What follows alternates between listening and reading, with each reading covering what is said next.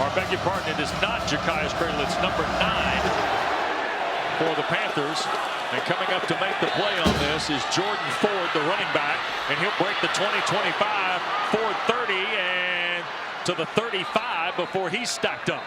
And so Jordan Ford had a full head of steam and goes 30 yards. Now, Del McGee's had a lot going on since he got the job, Tom. And the latest development is, who are we going to start at quarterback? Well, he's going to a Pitt transfer who's on his 3rd school, Christian Veillere. Well, he was a guy that came in the same recruiting class to Penn State as Drew Aller. Eventually ended up at Pitt. Saw some time, had some ups and downs, but also saw some success. Transfers here in May. And he's a guy that is going to bring a strong arm, but he's going to be a pocket player. You look at my Luke's look back. We're going to do this throughout the year. High-profile recruits. This one here for Georgia State under center. Freddie Brock gets the carry. Last time Freddie Brock carried the football, he ran through the city of Boise in the bowl win against Utah State. And Brock reels off 11 on 1st down. And Omar Daniels comes down as the safety to make the play. Georgia State wasting no time, going to the ground game, snapping it quickly. An impressive start on the ground. Look at how quickly they're getting to the line of scrimmage. Veillere takes a snap, play fake to Brock, going to shoot it on the perimeter. Catch is made out there. Tyleik Williams is taken down. Jackets make the tackle in space, and Amari Harvey, the corner, who had 8 tackles, 1 for loss last Saturday in Ireland, makes the play. Amari Harvey on the corner spot, transferred in from Auburn coming into the season. Georgia Tech felt like they had to improve on the perimeter. They did that with Warren Burrell, number 4, also a transfer in from Tennessee. So that's a position that's been solidified for the Yellow Jackets. Raheem Laney, Ted Hurst come here to the near side. They plugged a tight end and a receiver to the far side for 2nd down and short. Jim Chaney, longtime college coordinator, is the offensive coordinator for Georgia State. They're going to hand the ball to Brock. Cutback lane, 1st down and more. Kyle Efert, the linebacker, makes the play. Tripped him up, but first snap of the night, getting ready to come into Georgia Tech territory at the 42-yard line. Kyle Efert got a lot of attention coming off of that game and that big win versus Florida State, just primarily because of the look.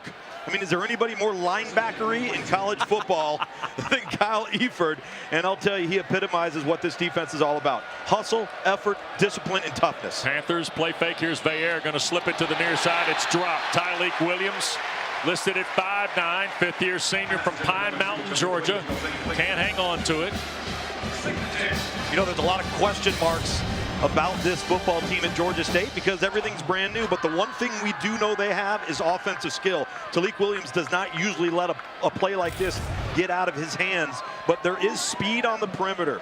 And with Christian Veillere, the transfer in from Pitt, he does have some weapons, and right now they look like a pretty well-oiled machine offensively despite the drop on the last down. Savion Wilkerson has come in, the transfer from Colorado. He's the running back with Veillere on 2nd and 10.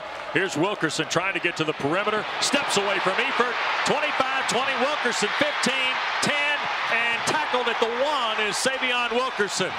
Warren Burrell, the Tennessee transfer, might have saved the touchdown. 41 yards on the first carry for Savion Wilkerson from Chicago. Boy, look at how explosive he is, and this is just poor tackling and run fit from Georgia Tech. Didn't leverage the ball and push the ball back inside with the outside in defender right there, number 1, LaMiles Brooks. Georgia State, this is what we talked about all week with Georgia Tech coming off the high of last weekend. Would they come out flat initially? Avion McBride, a 2 tight end look. He's tied with Dorian Fleming to the right side. The lone back is Wilkerson. Veillere from under center. They're going to pitch it to him, going to the left side, and Young Juen was able to get to him, and then Lugs' man, Efert, over the top, takes him down back at the 3-yard line.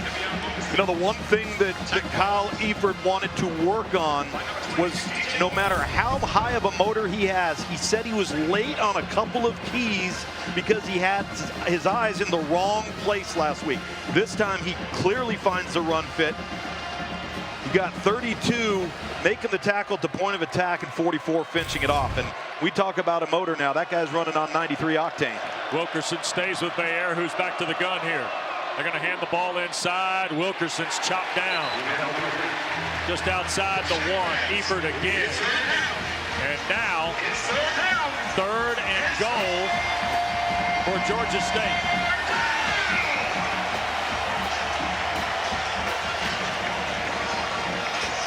Into the ball game comes Kikwata, one of the wide receivers. He's 6'1". Wears 0. The 8th play of the drive is 3rd and goal. Hey, Tom, is Del McGee in 2-down territory? No, you're just getting them points, but it wouldn't surprise me. What's he got to lose? Let's find out a little bit about our football team. But it sure has been an impressive drive nonetheless. Wilkerson with Bayer. Takes a snap. Wilkerson, right side, got smoked. Amari Harvey.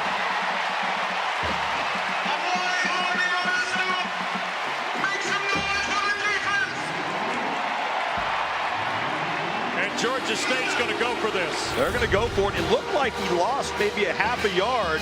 Amari Harvey, we've already talked about him as an open field tackler earlier in the drive, coming up and laying the hat. Now Georgia Tech needs this crowd to get involved. Michael Dukes has come in the ball game as a running back. He'll be behind Bayer. 2 receivers right, 2 tight ends left. 4th and goal for the Panthers. And a timeout is taken now by Del McGee. The ball was being snapped. And they take the timeout. We have already run into the top of the decimal meter. Almost 5 minutes into the opening period. Timeout in Atlanta, 4th and goal when we come back.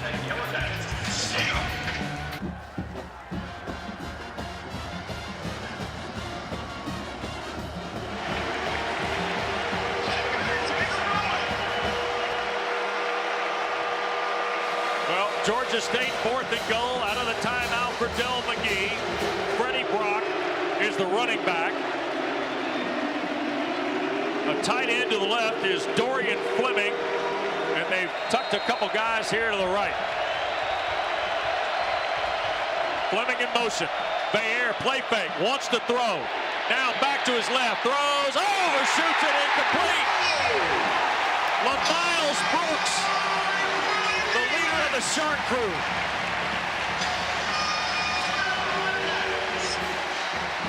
Tom, can't believe they threw it. Well, they got stuffed the previous 2 downs, trying to run the football between the tackles.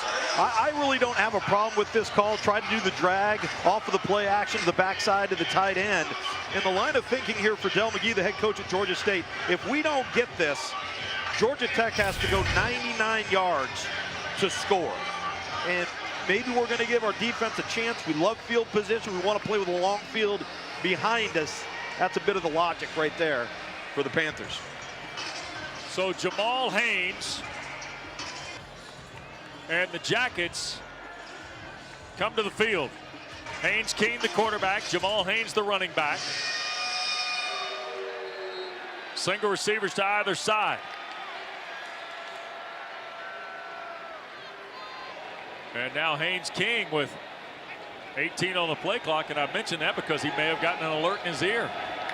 Snap to King, gives to Jamal Haynes, and he will push it for a yard to the 2. Nothing fancy, just straight ahead football.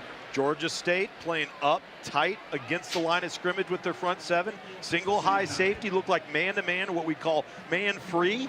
If they continue to see that, Georgia Tech should consider taking a shot one-on-one with Singleton and maybe Chase Lane. Panthers have got Royal, Bryant, and Lewis up front. Deuce Lewis was the guy involved on the tackle. And that's Henry Bryant III, the Louisville transfer. And that's Justin Abraham, who's just a bad man. 2nd down and 9. King wants to throw. Batted away. And the blitz from the corner, Gavin Pringle.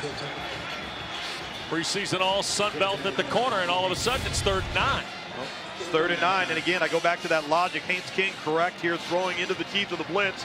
He's accountable for that free rusher, and that's just a nice job by Georgia State. But we talked about the logic of Georgia State going for it. You don't get it, you got to go 99. Now it's 3rd and 9. Kevin Shearer, who was the defensive coordinator a year ago here for Brent Key, interim rather, is the Panthers defensive coordinator. Georgia Tech was 56% on third down against Florida State last Saturday. 3rd and 9. King gonna rip it to the far side. It's caught. First down, and Eric Singleton Jr. Just 1 catch last week, or 2 catches last week, 1 carry for Singleton. Boy, do I love this throw. This is a throw he actually missed last week against Florida State. And Eric Singleton doing an outstanding job meeting the line to gain and getting beyond it for a fresh set of downs. Pistol set again for King. That's Jackson Hawes, the tight end. And here's Haynes King to Jamal Haynes. Made a man miss, 15, 20, 25, and up the near side goes Jamal Haynes. Now you got to be careful if you're the Panthers, because Jeremiah Johnson just found out Jamal Haynes will make you miss, Luke. He will, and look at the block by the tight end right here, 85. Jackson Hawes does an outstanding job leading the way, while Haynes makes the other defender miss. And here goes Jamal Haynes to the right side. He will push it for 3, maybe 4 on first down. And with about 7 minutes gone, Justin Abraham the tackle in this first quarter.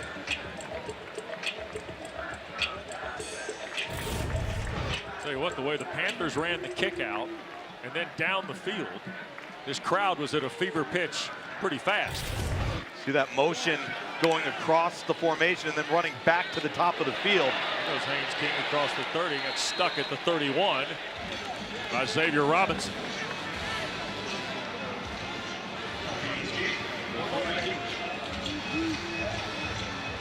One thing about this Georgia Tech offense is it's not about number of plays. It's actually very simple. They're going to be an outside zone, inside zone, counter football team. But what they're going to do is they're going to window dress it. Multiple personnel grouping, multiple formation, lots of shifts and motions, because they want to catch you in a conflict of assignment and take advantage and out-leverage you with their movement. Here's just like you're seeing now. Here's Chad Alexander, Tom, for the first time tonight, the running back spot on 3rd down.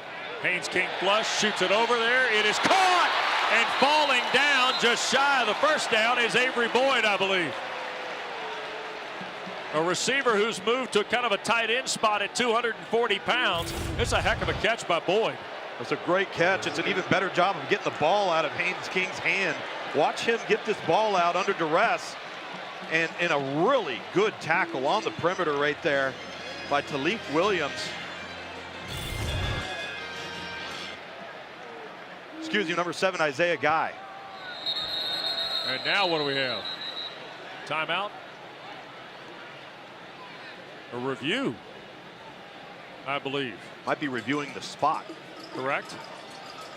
Our game official tonight. The runner was short of the line of game. The previous play is under video review. So, and this is where some of the news of this first ever meeting comes into play. This is Kyle Olson from the Southeastern Conference. It's a neutral crew tonight for the first ever meeting from the 2 in-town squads. So they'll be on the phone to Birmingham, and we'll let you know what they said in a moment.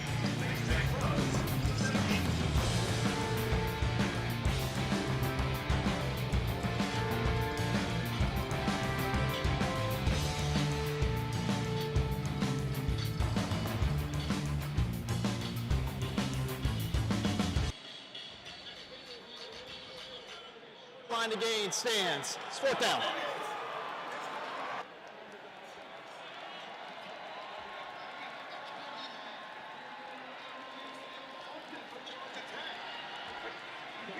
Was introduced to this crowd because he was the only guy on the game day set last Saturday in Dublin that bought into the old gold and white. So you wouldn't believe the ovation he just got. You got season tickets for the season? Might have gotten them for Complimentary? life. Might have gotten them for life. David Shanahan, speaking of Ireland, high snap, and he'll drive it away toward Tyleik Williams.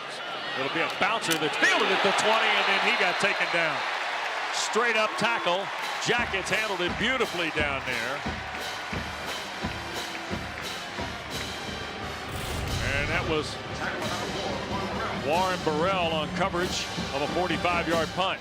It's an outstanding tackle right there by Burrell. Again, another one of those incoming transfers from Tennessee.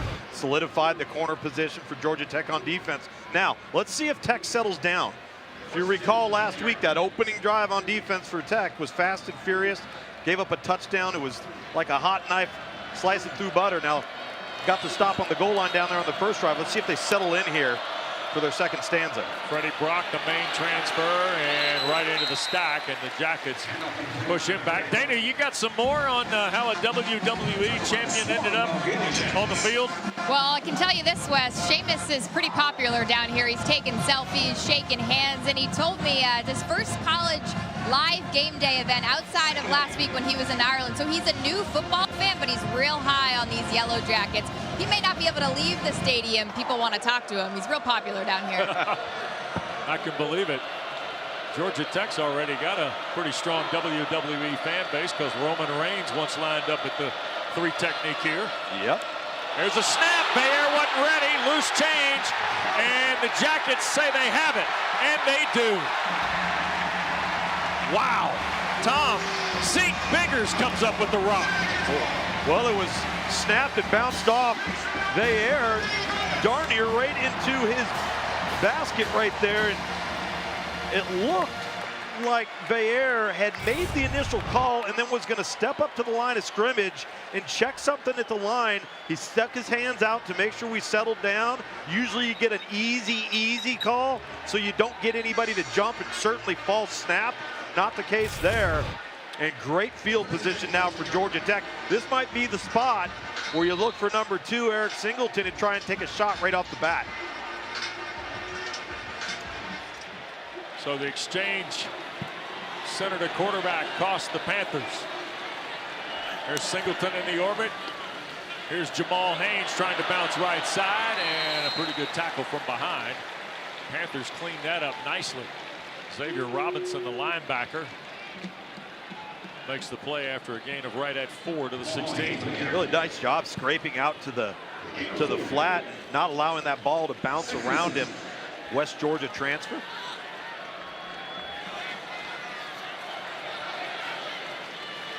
There's the shifts we've been talking about. Jackson Hawes moves to an H-back. There goes Singleton in motion. He'll get it on the flip. Sprints to the right at the 10. First and goal it'll be as he's shoved out of bounds at the 7 by Gilmore.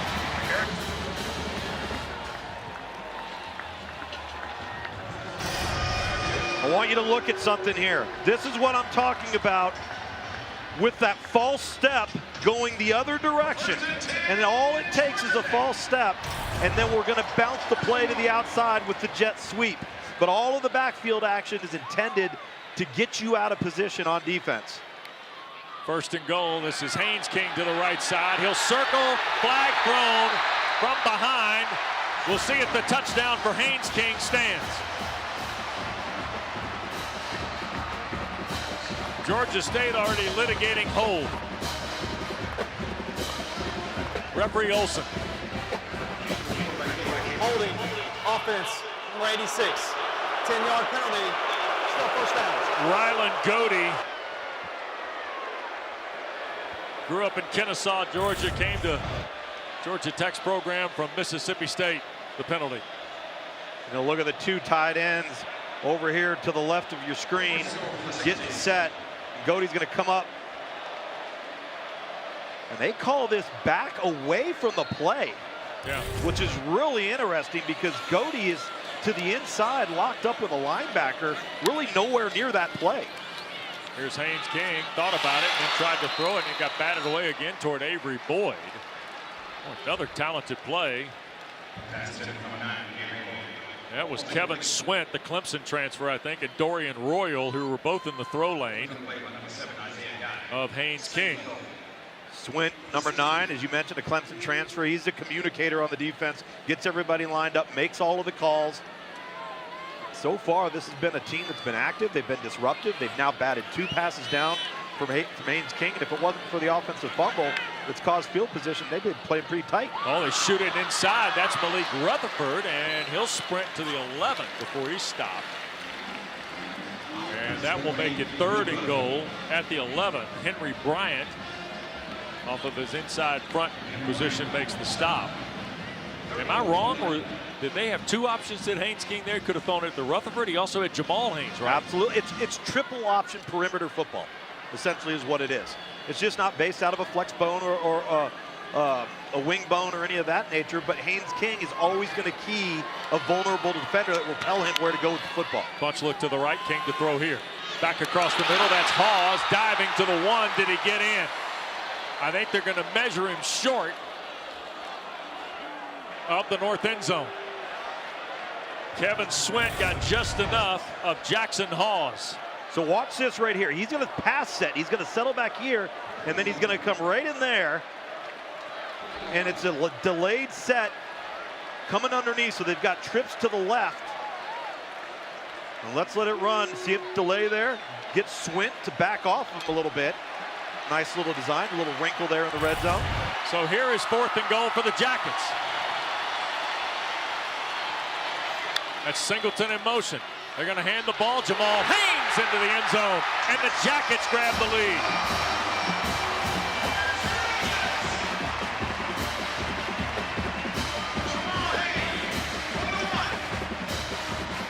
Third rushing score of the year.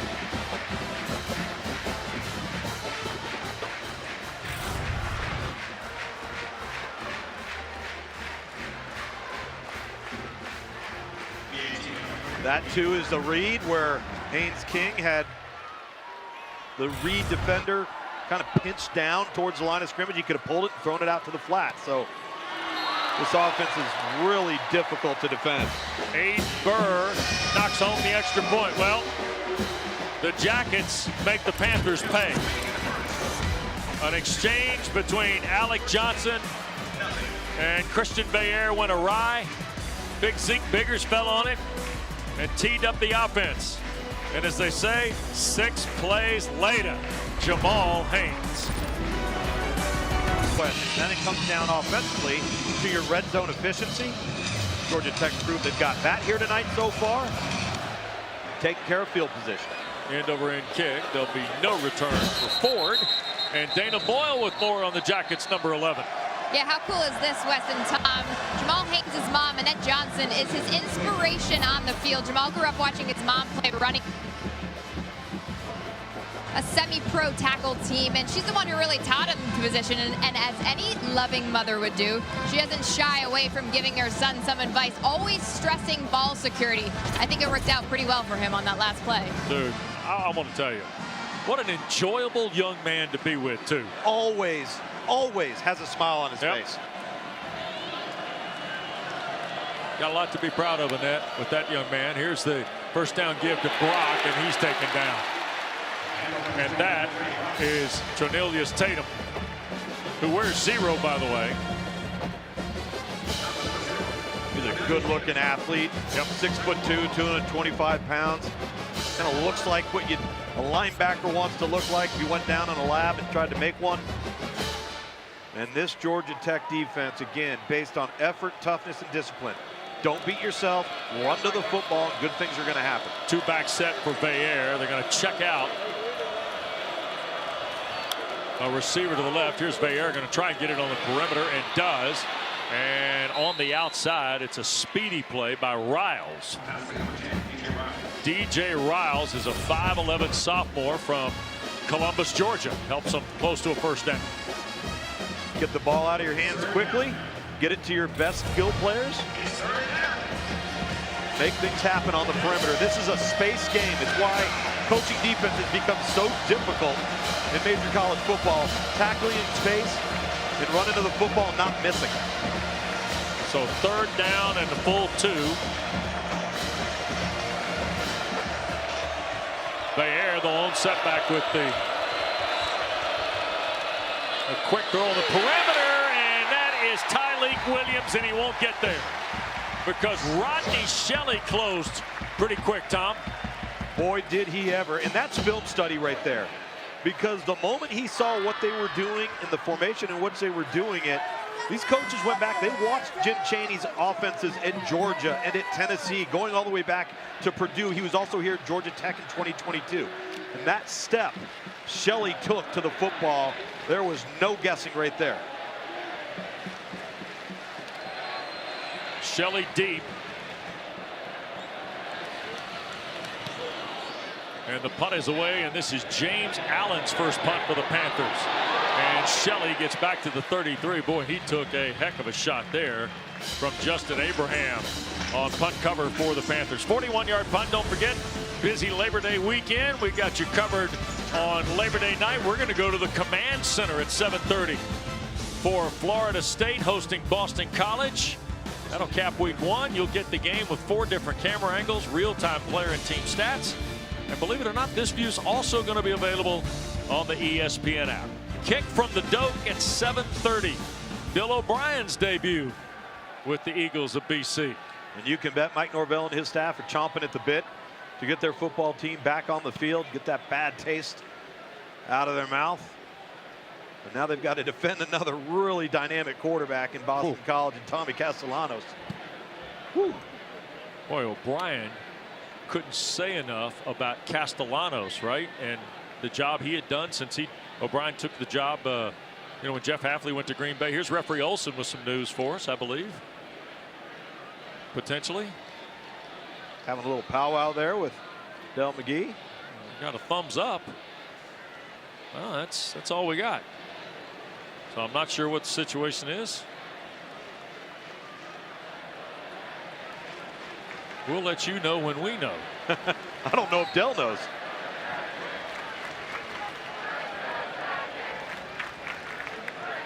Here's Haynes King. Quick shot, Rutherford near side. And Malik taken down. 2-yard gain. Heck of a play by Jai Gilmore. Let's take a look back at Haynes King and his ranking coming out of high school. Something we're going to do here on ACC Primetime each and every year. Really good player. 4-star quarterback. He was a top 50 overall player in the ESPN 300. Really fast, resourceful. You've seen that in his career here. Just has a great feel for the game. And you forget that he won the Texas A&M starting job twice. He just couldn't stay healthy. Against the blitz, first catch of the night for Chase Lane, and it's a first down, and Lane keeps his feet. He's measured to the 46 of Georgia Tech. We were backed up. Defense couldn't hold them. It's just a big drive right here to get us back in the game, so hopefully our defense can respond here. Thanks for the time. Thanks. And on cue, Malik Rutherford on another shot from Haynes King, and Rutherford to the 34 of Georgia State, Tom. I really like the patience of Haynes King right here. Just waiting just a beat in the pocket for Rutherford to come around, snap his head around, and then suddenly kind of just slide into the void. See him slide. There he goes, right there. That's really impressive. Here's a little give around the corner, and Avery Boyd taking it for a yard maybe. Pretty good play in space by the linebacker KD McDaniel. Transfer from UCF, who played 5 games this season and go in Orlando. He's playing in his 38th college game tonight, is McDaniel. And I'm just going to tell you right now, before the night is over, we're going to talk about the holy smokes. I thought we had a lot of transactions in baseball. Right. Here's Haynes on 2nd and long, trying to get to the perimeter, and a terrific play in space. And coming down the line is Jai Gilmore, the star in Kevin Shear's defense here. Well done by big number 5 coming up on the run fit and doing a really nice job of not allowing Jamal Haynes to turn the corner on him by keeping his outside arm upfield and leveraging the football back inside. So 3rd and long now, a dozen to go for the Jackets.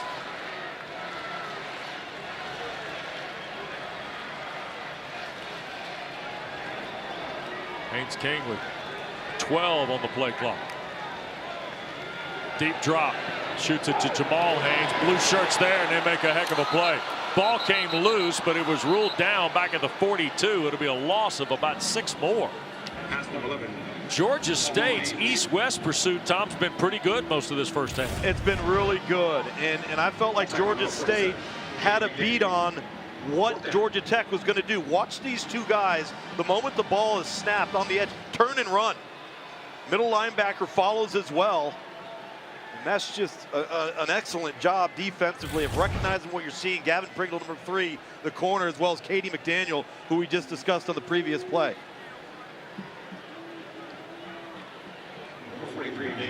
So here's Shanahan to punt.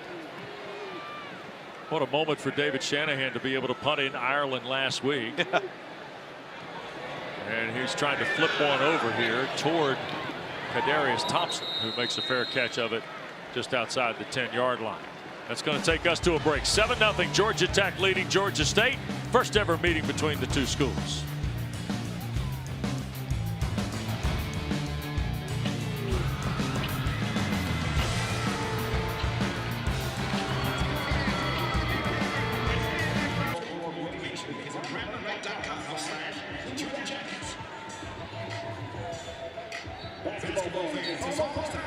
We're only 2 months away from the start of the Georgia Tech men's basketball season.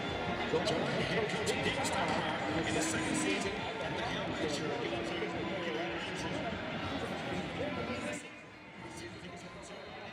Just $290. Make sure to lock in your tickets and join the party. Well, during the timeout, we saw Jamal Haynes come to the bench holding his back, and Tom, here's why. Yeah, the ball comes loose and he goes to try to retrieve it. You just see that tweak to his back. Immediately gets up, holding his lower back, and what he looked like in the break on the sideline. Yeah.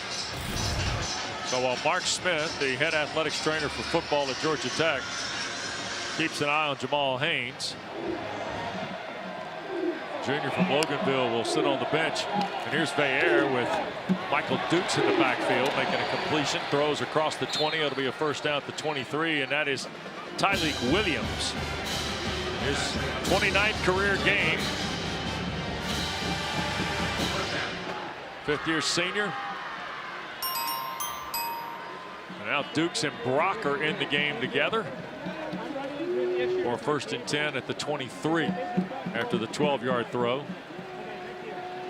Well, they bring in the Valdosta State transfer Hurst here to the near side. They're going to hand the ball. No, Veillere going to keep it. Christian can run a little bit and squeezes out 7 yards to the 30. Sylvain Youngjuan, we saw him make a terrific goal line play with Kyle Eifert. Remember, Youngjuan was hurt a year ago in the first half of the Louisville game with an ACL. He missed the entire year. He got about 3 defensive series, but immediately announced, Tom, I'm coming back. Yeah. He liked what they're cooking here. Yep, from Belgium, played his high school ball in New Jersey at famed Don Bosco. Aha, there's our note. 26 years of age is Sylvain Youngjuan from Belgium. And there's a first down dive. Freddie Brock tackled by Eifert. Out at the 34. 4 minutes gone here in this second half.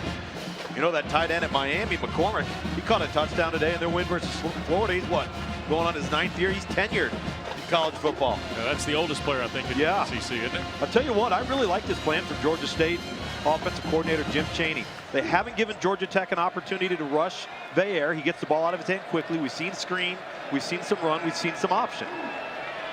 A lot to digest for Georgia Tech on defense. Savion Wilkerson, the running back. Veillere wants to throw, shoots it here to the near side. That's Williams trying to make a move. He got slowed down in the secondary by Clayton Powell-Lee. And then the help arrived. It'll be second down and Tay Seymour.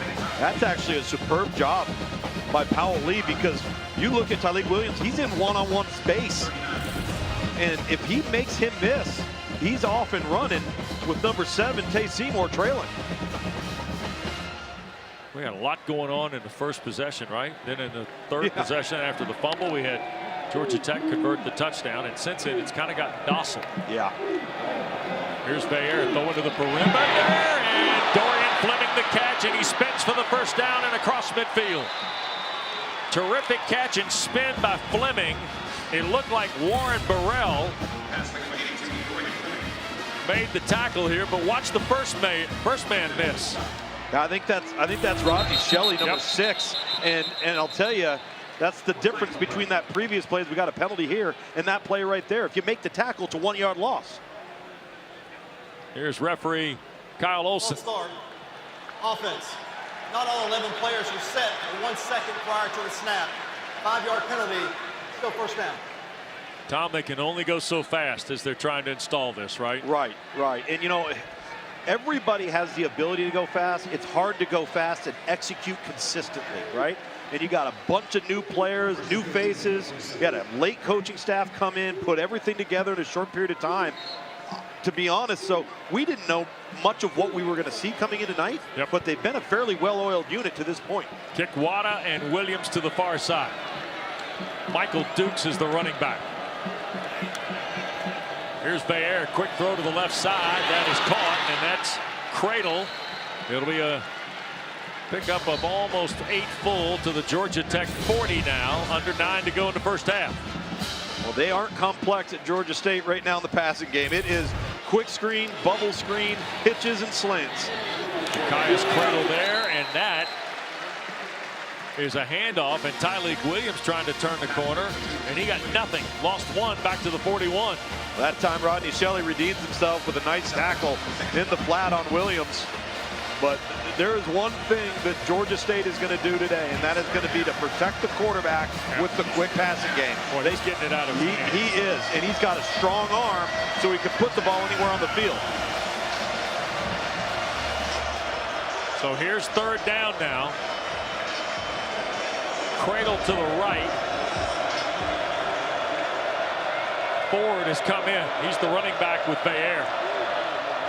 Bayer wants to throw from the pocket, escapes up the field, and he will dive for the first down. They almost had him dead to rights. Eford made the tackle. It looked like Biggers had a clear shot to get there, and Christian had a little pocket presence about it. Well, he did, and he stepped up, and then once he saw that front door right there open up, take it, use that big body of yours, and a fresh set of downs. I've been impressed with his voice and his ability to play within himself. 7.5 minutes to go. Fresh set of downs here for the Panthers of Georgia State. A year ago, 7-6. And Del McGee's first game as their head coach. Brock, the running back, play fake Bayer. Down the seam and short hopped it. Trying to get it to Laney, number 6. Really looked like he had it as well. Kind of felt like he rushed the throw a little bit. Wasn't under duress. Clean pocket. It's really the first pass concept we've seen tonight from Georgia State that had a bunch of people getting vertical in the passing game. 10th play of the drive. Bayer 7 for 10 tonight for 58 yards. Second in the full 10. Gonna hand the ball to Ford, and a heck of a play. Ternelius Tatum, who was a spot guy a year ago. He did start a half-dozen games, Tom, because of some injuries. Tell you what, he's making some plays here tonight. See him right there, and he is going to come up, and boy, does he do a good job going low, tripping up the ankles. Because if he doesn't make that tackle, now they've bounced and turned the corner. So now 3rd down and 15, loss of 5. 6'3" Hurst goes to the far side. 3 receivers here to the left. Bayer in the gun. Georgia Tech brings 4. Quick throw, catch is made. That's Hurst. Trying to move back middle of the field, does. He's tackled shy of the first down. Inside the 27. There's Eford again, and Romello Height. First time we've called Height's name tonight. Young man from Dublin, Georgia, who transferred in from Southern California, originally at Auburn. See that orbit motion. They run the slant to the single receiver side. An easy pitch and catch. And Reed, the offense on the field here, Wes, on 4th and about a little less than 2. Yeah, just inside 2 to go, I believe. 14-yard throw and catch for Hurst. Savion Wilkerson in the backfield with Bayer. Tight end to the right, 3 receivers here in the formation to the near side. Bayer the snap, looks left, gonna hang it up in the air. Wilkerson there, makes the catch.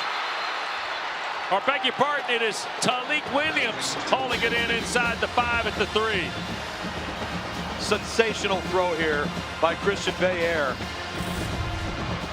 Man defense, cover 0, nobody in the middle of the field. Bayer knows he doesn't have any safety interference and just drops it in the bucket.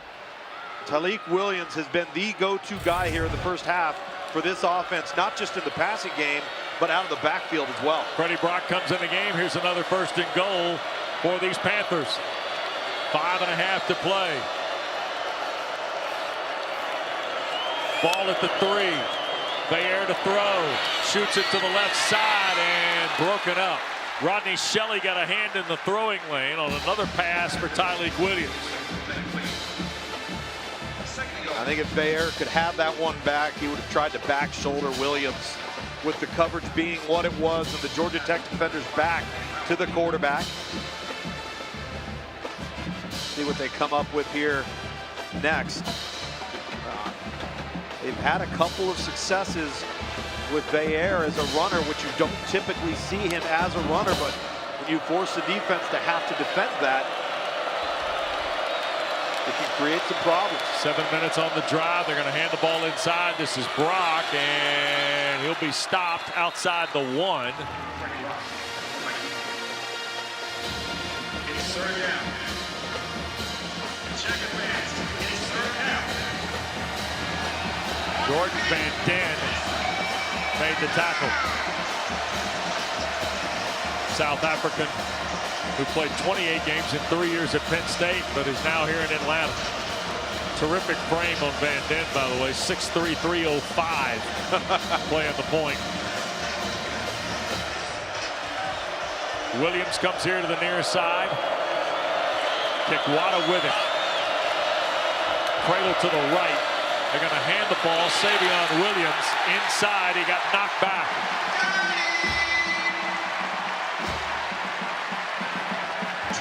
My goodness.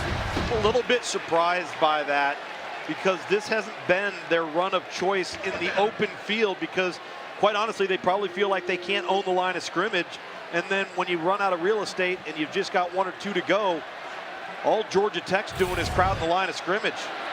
So Liam Rickman will try and put the Panthers on the board here with just inside 4 minutes to go first half. 21-yard try, snap spot, and the kick from Rickman is good. So with 3:49 to play in this first half, Georgia State's on the board. 3 points for the Panthers, a touchdown for the Jackets when we continue. College football. Isn't that the truth, right? Yep. Georgia State on the board with a field goal from Liam Rickman. 7-3 Georgia Tech. Keep an eye on Jamal Haynes here, see if he returns when the Jackets get the ball.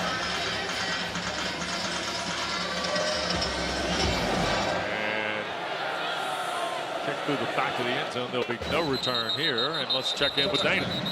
I've been on the Georgia Tech sidelines here for the second quarter, and the body language from the players very positive. A little bit of frustration from the coaching staff on that last defensive stop by Georgia Tech before Georgia State scored that field goal. The defenders got a little excited, and Brent Key had to gesture to them, "You guys got to calm down. We haven't won anything yet."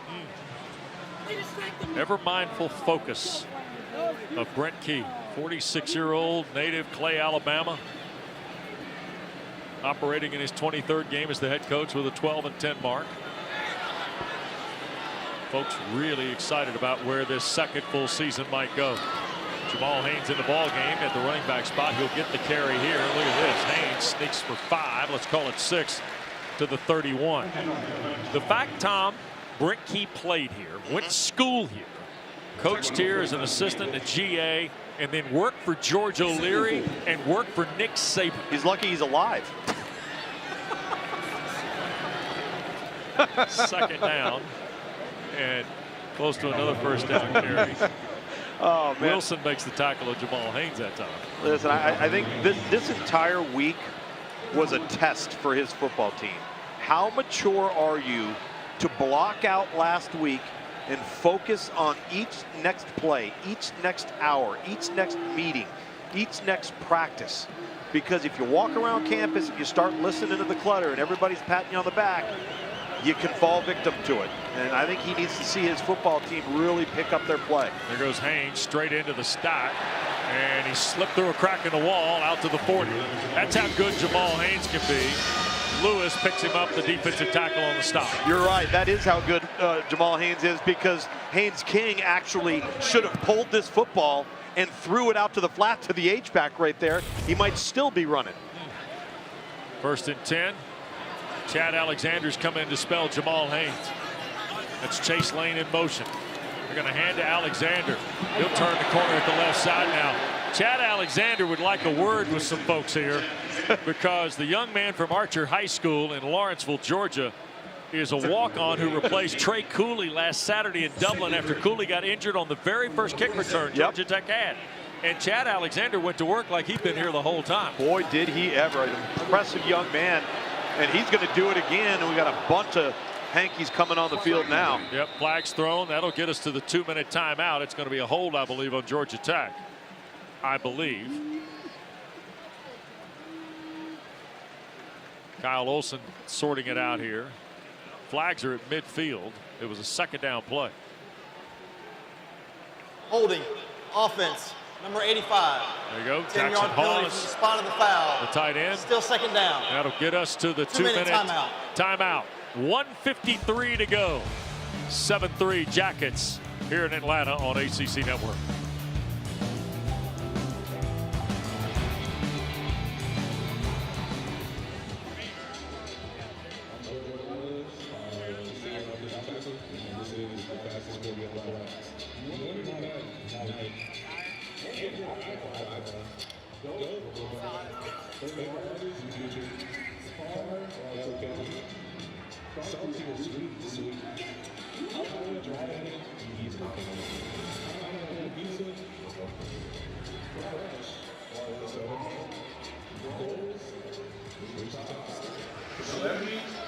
Want to have some good intentional focus on this, 2-minute drive.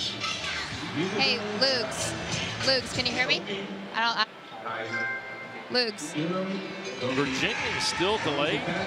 Luke's, you hear me? Did you see the West Virginia game? It was delayed like 4 hours. Yeah, Dana, we hear you. I think you mentioned it, I think it's a good point. I'm gonna ask him about the focus. That's gonna be my first question, then I'll ask how you execute better on third down. Perfect. Because I think that's a good point. Like he said, new adversity this week. Well, how do you think your team's handling it? There you go, I like it. It'd be interesting if they score here, given the fact they get the ball to start the second half, too. Yes. And you don't want to miss the celebration all season long at McCain's Pavilion. See the tickets are available now and start at just $50. To get your tickets today, visit rammerrack.com/tickets. Georgia Tech Athletics would like to thank Atlanta Peacekeepers for being proud supporters of Georgia Tech Athletics.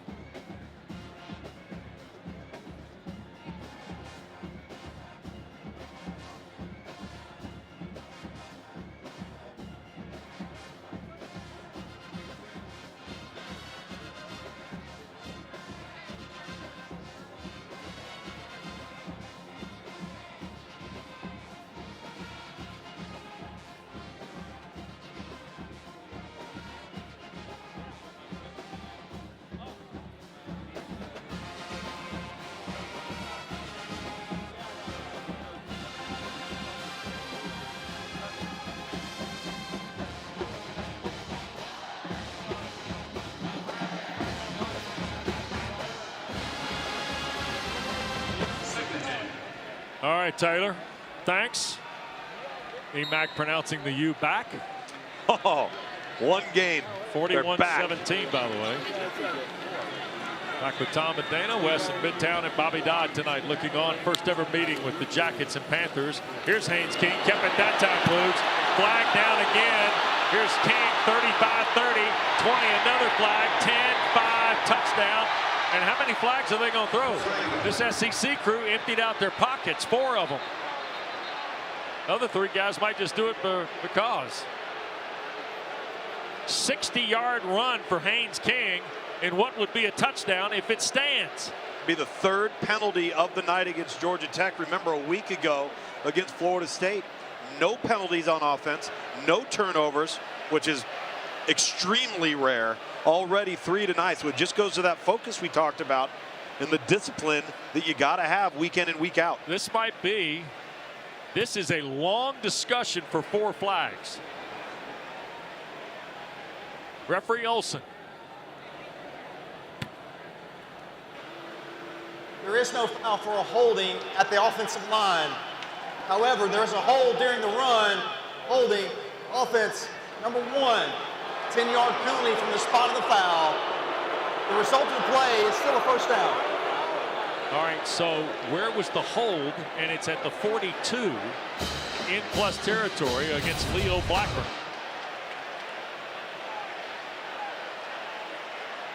There's Leo Blackburn, the 6'5", 220-pound target. I don't know if I see somebody just doing their job and blocking a guy and getting turned around. I don't know if I see a hold right there. Nonetheless, it stands at the 42 of Georgia State. Isaiah Guy was the one shoved to the turf. Now they're going to hand it to Jamal Haynes. Here's a sweep coming near side. He'll push it more to the edge. Spin off of that. 25-20, a little high step. 10-5, knocked out of bounds. The back might have been sore, but apparently the ice is magic. What a run by Haynes. Isaiah Holland, number 13, the safety for Georgia State, ends up being the one to push him out of bounds. Haynes right here just whoop. Oh, wait a minute. There's an open door. Oh, look at the little high step. Yeah. Dion on you. A little bit. Put a little Coach Prime in your closet. So they measure it out at the 7 with 1:33 to play. Georgia State's got an injured player. We're going to step aside here in Atlanta. 93 seconds to go before halftime. Jackets lead by 4, looking for more.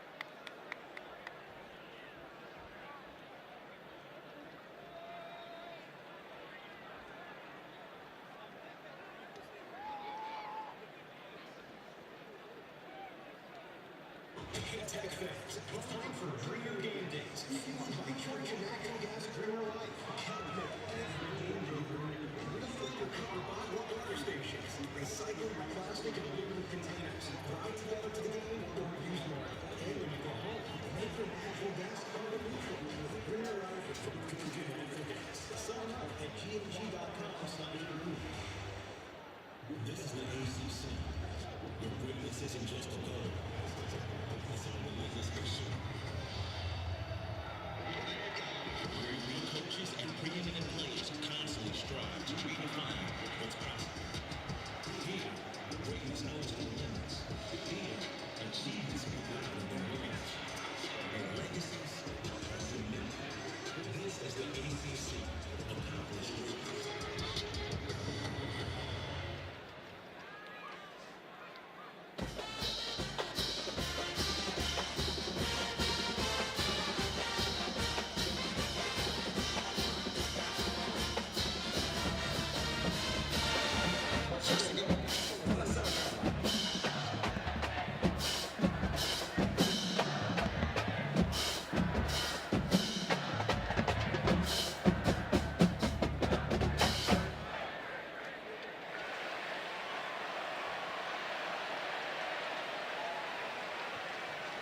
Well, 1:33 to play here, and Johnson helped from the field. 7-3 Georgia Tech. Haynes King and the Jackets first and goal at the Panthers 7. Jamal Haynes in the ball game as the running back. Jackets have turned up the run game here. And here goes Jamal Haynes into the stack. He'll get a couple to the 5, and the clock will keep moving. Brent Key's got all 3 timeouts. Now, Tom, every once in a while coaches will talk about the double dip. He wants to huddle here. International symbol for huddle, by the way. That's right. He knows he wants a score here because he gets the ball start second half. Absolutely. So he can take his time, make sure they get the right call. And that's the one thing that Georgia Tech's been remarkably efficient at, is they get the play in quickly so that they can add all of the window dressing of the motions and the shifts, and they're never in a rush. Pistol set here for King. That's Singleton. And Jamal will get the carry. Boy, took a huge lick from, I think that was. That's Kenyatta Watson. Yeah, the former Georgia Tech player, playing now in the secondary tonight for Georgia State. Yeah, former high-profile guy in the ESPN 300, originally signed and went to the University of Texas before transferring to Tech, and now moving from corner back into safety for the Panthers. And 3 blocks. And 3 blocks, that's Yeah. right. There was a time in the mid-90s, Georgia State, until the Olympic movement, Atlanta did not have dorms. And the Olympic Village in 1996 on the other side of North Avenue was the first ever dorms built for Georgia State. That property has since been taken by Georgia Tech now. Georgia Tech. In the university First system of the half. of Georgia. And now a timeout taken 30 seconds to with win. 3rd goal to come in just a moment. 15 seconds to go. Don't forget, we got volleyball action for you Tuesday night. Let's go live to Dallas. Get the cameras to Highland Park, kids. SMU and number 2 Nebraska. 8 Eastern time on ACC Network. Streaming live on the ACC Network. And they play at Moody Coliseum, which is also the home of SMU basketball. Going to get our fill of these new facilities, of these 3 new institutions that are members of the ACC. I'll tell you one thing. By the way, Rhett Lashley, Yeah. Taylor and the gang will tell you at halftime, they're taking Houston Christian out tonight. Yeah, I think they were a little embarrassed coming off of that performance last week versus Nevada. How about Nebraska? They're a volleyball school now. 35-7 late first half in Highland Park tonight at Gerald Ford Stadium. By the way, what do you think all those smart kids are trying to spell on their chests with their body paint? Wasn't very legible. Well, they used to. That started during the Joe Hamilton era. Yeah. Shortly after you were here.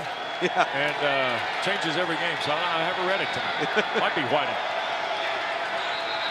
And now Dale McGee wants to burn a timeout. He's got 2 left. Yeah. He's seeing all this. Now has 1 left, and he's Timeout. like, wait a second, we got a lot of movement, guys Second of the dancing. half. That's not good 30 for seconds 3rd to goal. win. He's seeing Jackson Hawes 85 and 9, Avery Boyd 2 tight ends shifting. Then they're going to motion the back out. 10th play of the drive coming up. All right, look at this. Okay, what are we is this? spelling out? Let's see what we got. It's the end of it. OSE exclamation point. And it's, I don't know. you got to be better than that. Dana went to Virginia. She can help us. Yeah, Dana, get over there and ask them what they were intending to spell, and ask them why they aren't at the library. Any idea, Dana? What do you think? Want to offer up here? She may not be able to see it from her vantage point. I'm trying to see the. Well, it looks like we've had some perspiration kick into the artwork. Tom Luganbill would like to have a vowel. I know that. Yes. Okay. Uh-oh, here we go. Oh boy, out of the timeout.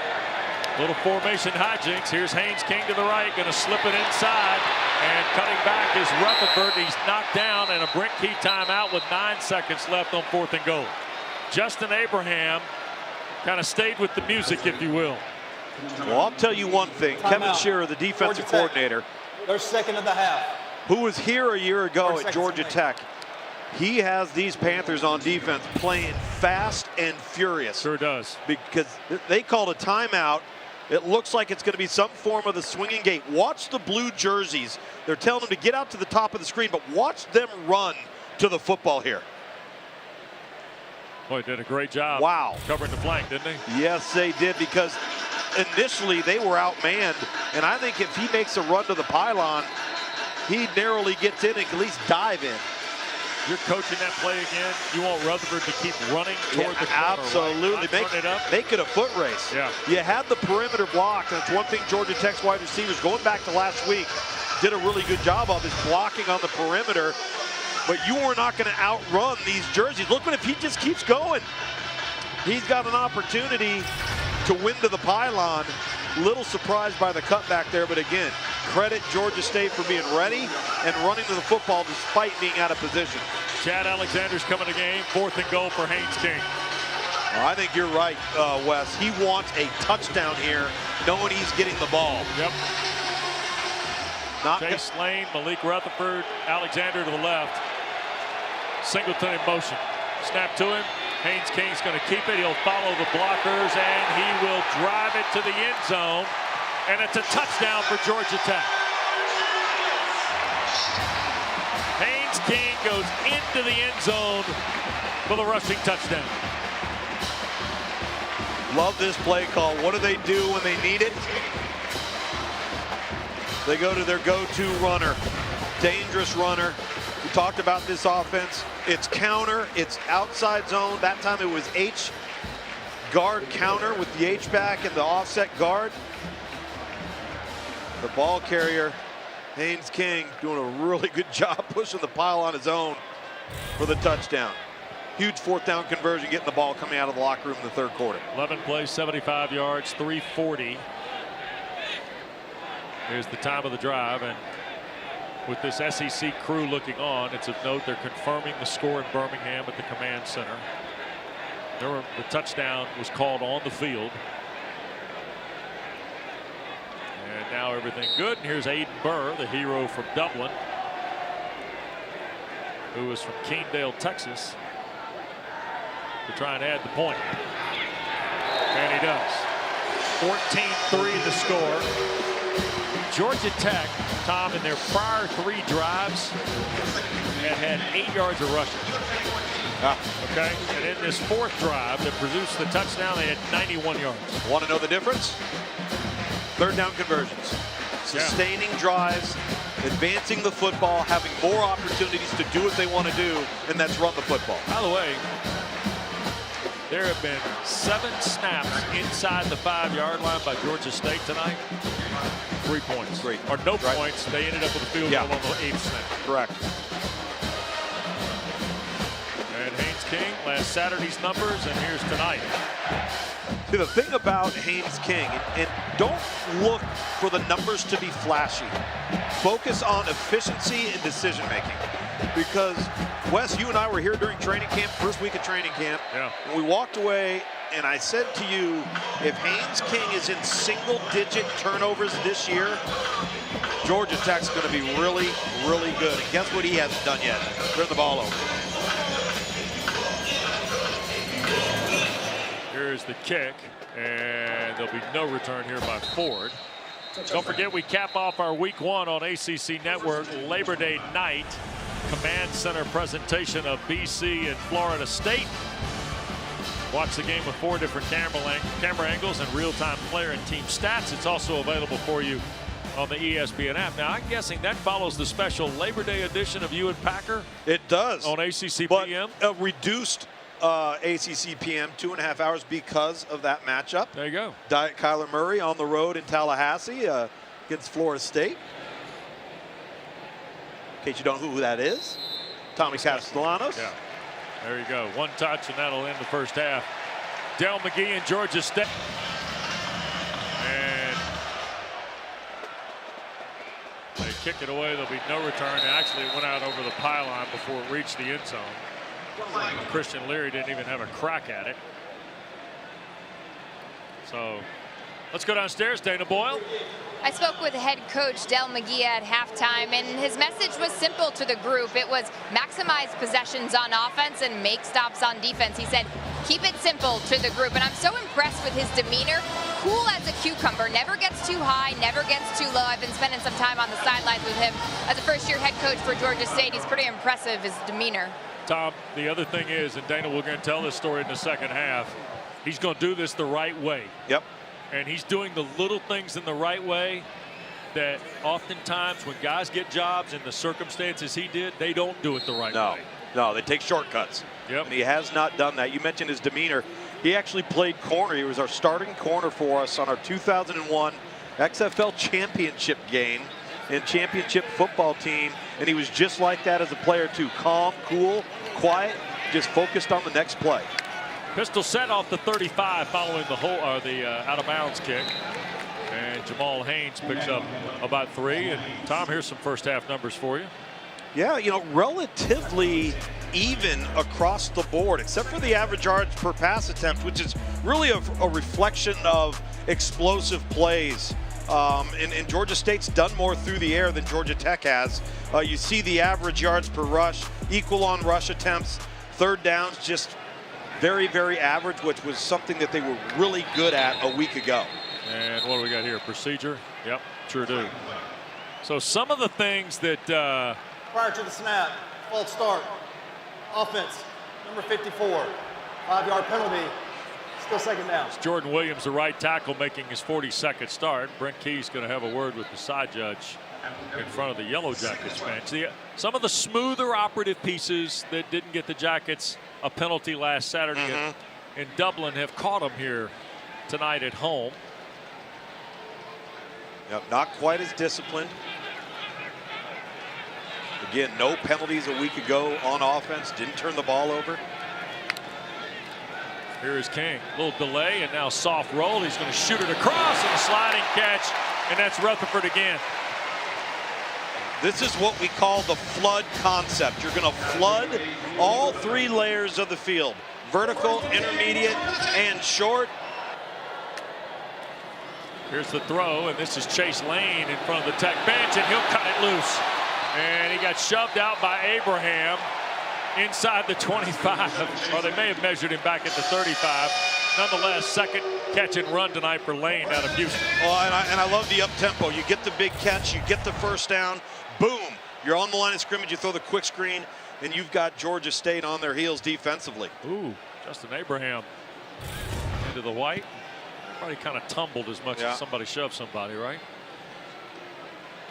Georgia Tech's going to bring Abdul Jannah into the ball game, a wide receiver. Avery Boyd has played more snaps tonight, Tom, than I think we saw last Saturday in Dublin. Certainly. Wide receiver turned tight end.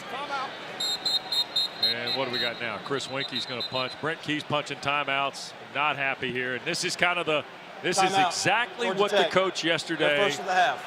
wanted to stay away from if he could. Breaking Atlanta in plus territory when we come back for Georgia Tech. 3/4 of the way through last year. It's just a terrific bond that the coach has, not with just his daughter, but his players do as well. And here's the toss, and Eric Singleton, 10-5, touchdown, Georgia Tech.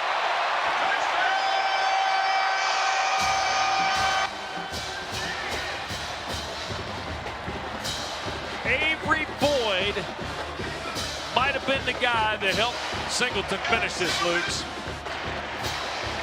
Pretty impressive.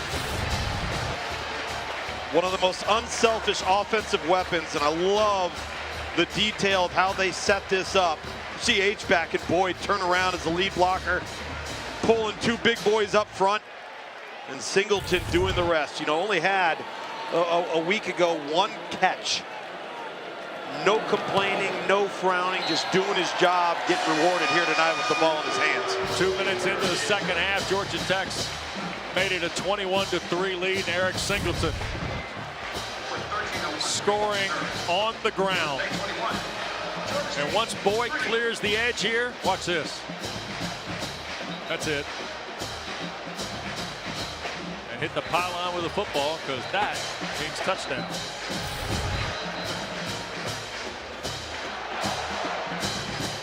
(21-3) in Atlanta now here early in the third.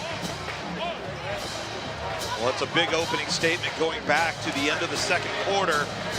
And Brent Key deciding that he was going to go for it on 4th and 1 because he wanted a touchdown before half, knowing he was getting the ball coming out and quickly taking care of business on the first drive. Yep. And you're right. Singleton's been eerily quiet, Tom. Yep. Through the first game and a half.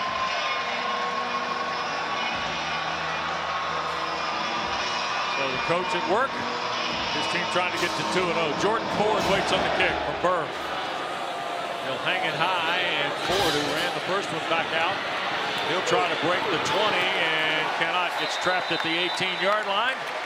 And that's where the Panthers will get started with Christian Bayer. Quick reminder to you, we cap off our Week 1 coverage on ACC Network Labor Day night. from the command center in a presentation of BC and Florida State from the Doak at 7:30. The game will have 4 different camera angles, real-time player and team stats, and available for you as well on the ESPN app.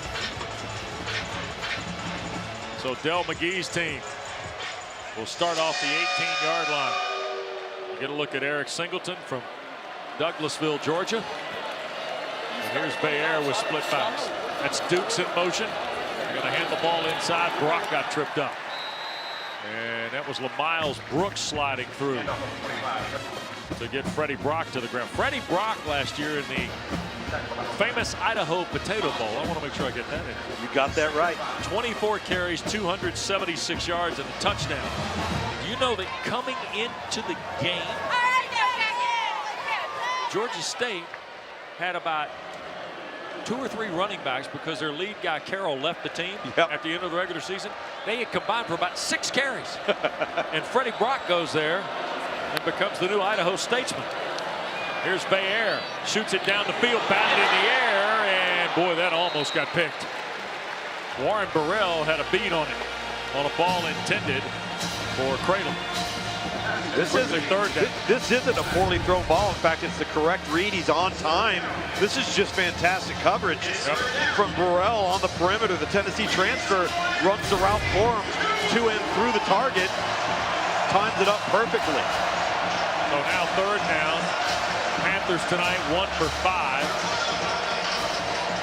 A year ago, Georgia State was 45.5%. They were #1 in the Sun Belt and 18th nationally on 3rd down.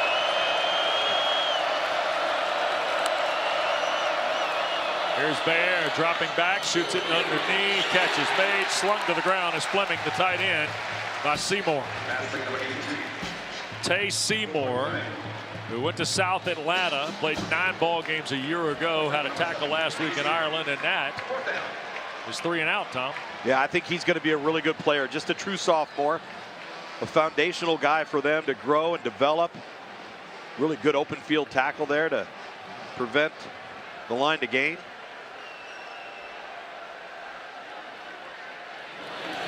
There's the punt, nearly blocked.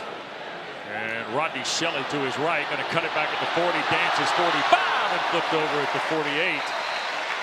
So pretty good point of origin for Georgia Tech. 2nd possession of the 3rd quarter, Dave. Yeah, how about this? Brent Key brought construction workers down to the field to close out practice on Friday. Both men and women employed to help construct the new 100,000 square foot student-athlete performance facility. Brent Key spoke to players and construction workers after practice on Friday with the message that we are all the same, one goal in mind, all pulling in the same direction. It's that lunch pail mentality, someone who earns their living, spending currencies of perspiration and physical exertion. It exemplifies a certain type of humility. That's who Brent Key is as a person and as a coach, and his team has adopted that like-minded approach. It was a terrific moment. And it was nice to see the respect level between the 2 sides. Yeah. It's a play fake by King. Uh-oh. Wide open is Rutherford. Caught it. Backs up. Now will stride in. 1 throw and a touchdown for Haynes King. And to say there was a missed cover would be an understatement.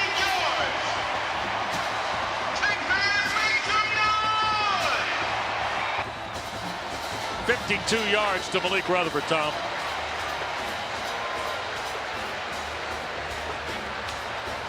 Yeah, this is just a big bust for Georgia State defensively, whether it's a missed alignment, missed assignment, or both. You see the corner number 3 down there at the bottom of your screen. For some reason, he jumps. And I don't know if he felt like they were in a different coverage and he could pass off the receiver to the safety, but the safety goes to the wide side of the field. Haynes King sees it, and the rest is history. 28-3 now with almost 4 minutes gone here in the 3rd.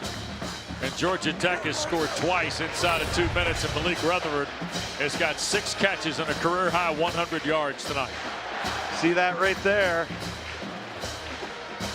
You see the corner just bypass him. The safety jumps underneath and then turns to take the crosser. Tell you what, fired up for him. But to get that in real time, particularly from an adjustment standpoint, to be able to truly point out where you were wrong technique-wise, if your eyes were wrong, it's a tremendous tool for coaches. Yeah, it's brand new this year, of course, in college football. The number is 18, right? Total iPads, right? Correct. 14 on the field, 4 upstairs. Is that the Yep. ratio And the one, I keep hearing about? Yes, and the one, what you're not allowed to do upstairs, though, is utilize data with it to be able to create analytics on the fly. Now, I think that's coming eventually to college football for those that aren't on the field and they're upstairs. But for right now, it's just having the film and fast forward, rewind, watch it through, and coach it up. I might be one of those guys that said, what took so long?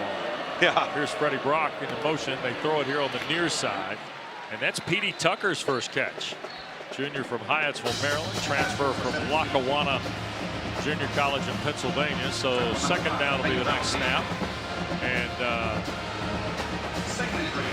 let's see what happens here as Veyer is quickly shuffling guys around. He's got Tucker and Williams going to the left side with Fleming, the tight end. A single receiver here to the near side. Christian Veyer, second down give, trying to get to the near side. Brock in a big hole here. He'll get to midfield and got chopped down. Amari Harvey is the guy that got to him, but not before he reaches the 45 of Georgia Tech. Let's go downstairs. I think Dana Boyle has found somebody of note here.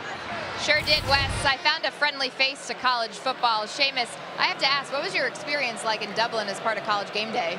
I don't know. It's unbelievable. Like, it took over all Dublin City. Is incredible. Yes, he does. Got the jackets part And the energy part. Oh my God. Here's Veyer down the middle of the field, and Williams cannot haul it in. Christian Veyer, Tom, had a sequence of throws that either were going to get picked or they were going to be great catches. Absolutely, and that was actually a really good throw. That was a difficult throw. Had to get it over the top of the depth of 21 right there, running down the seam with Tyleik Williams, and God, that was a good throw. It's just slightly over the outstretched fingers. I feel like they still could have caught it. Liam Rickman's longest field goal a year ago was 46 at Richardson Stadium against Charlotte. And this is going to be 47 and a half. On the near hash, Loggins will hold, snap spot. Kick from Rickman is away, and it is good. So 47 is the number for Rickman. And Georgia State back on the board with 9:52 to go in the third. It's 28-6. A pretty good looking drive for Christian Veyer and the Georgia State offense, at least responding, getting some points. But again, a couple of missed opportunities there too. Yep. So a 47-yard field goal comes on a half dozen plays. The drive, 45 yards. And now Haynes King will get the ball back with under 10 to go here in the third. Been a little fast and furious in the early part of this third period in Atlanta. Georgia Tech is trying to go 2-0 for the first time in 8 years. It's been since 2016 under College Football Hall of Famer Paul Johnson that the Jackets have started 2-0. It's just a remarkable job that Brent Key and the staff have done here. The belief, everybody talks about culture. Right. It can get really cliched, but when everybody is towing in the same direction, what this team is finally doing, good things are going to happen. No return on the play by Christian Leary, so the Jackets are starting in off the 25.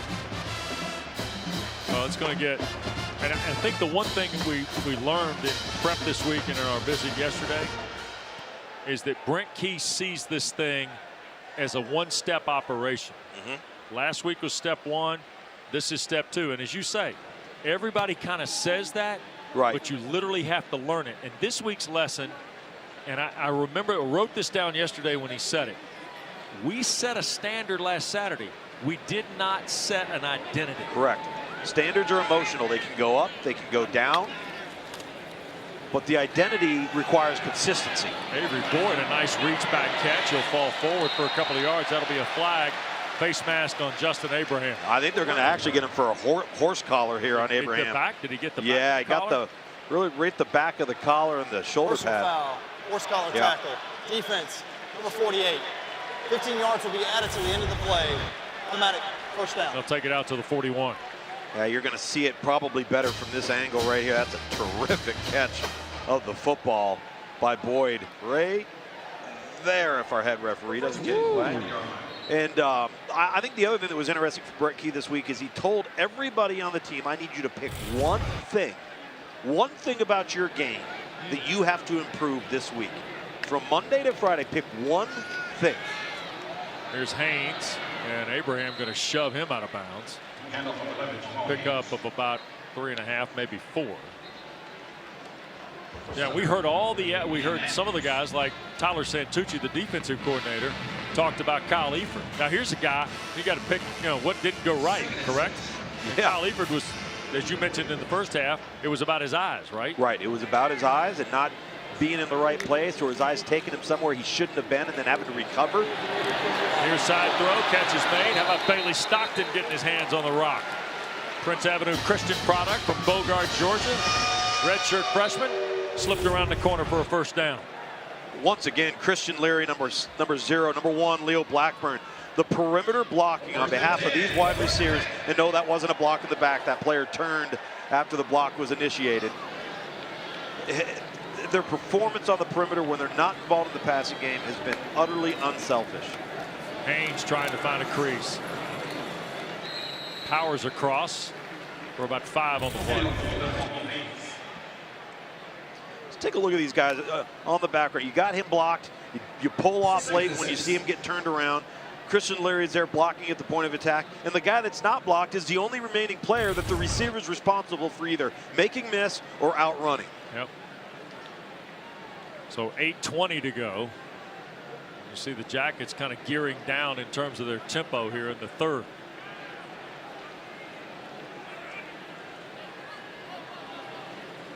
And with 6 on the play clock, there's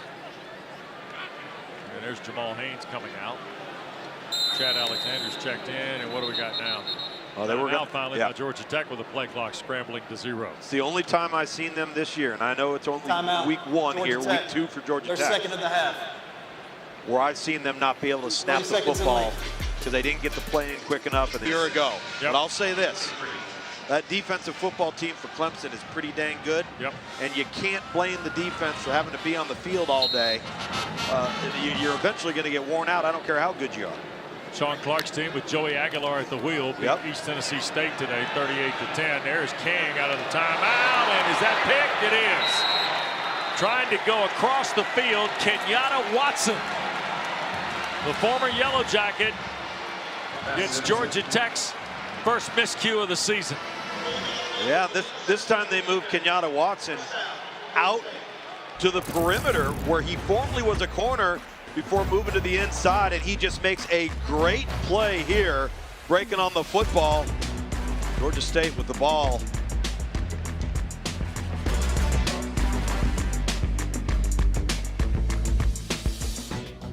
Saturday night in Midtown Atlanta, Jamal Haynes is on the bike here. Dana, what do we got?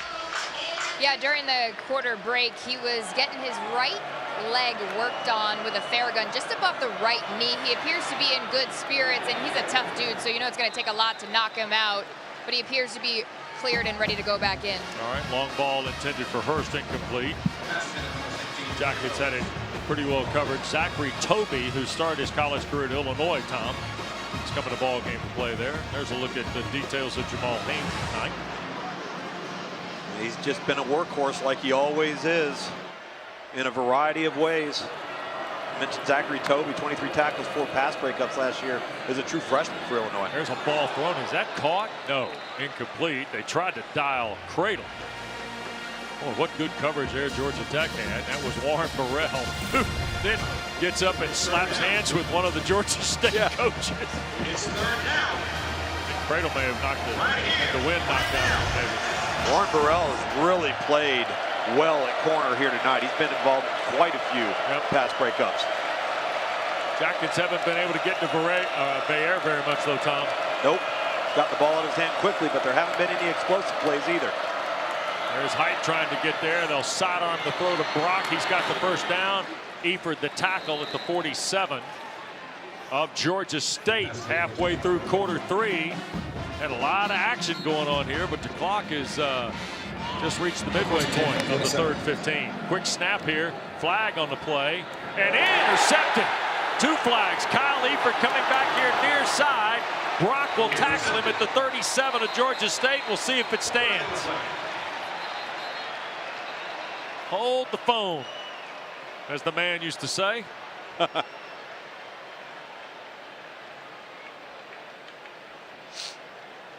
And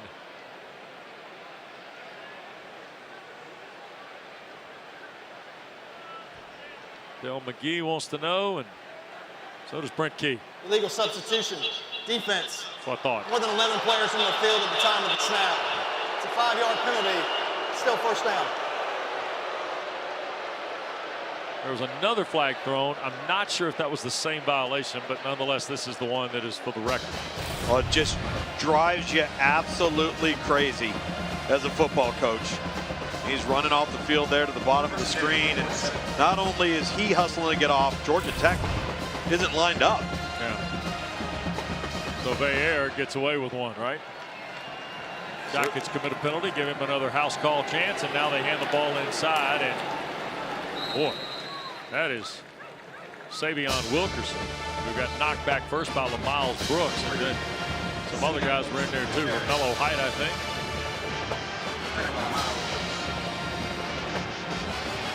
I'll say this about Del McGee's team, and Jim Chaney and Kevin Sheeran, our visit with them this week.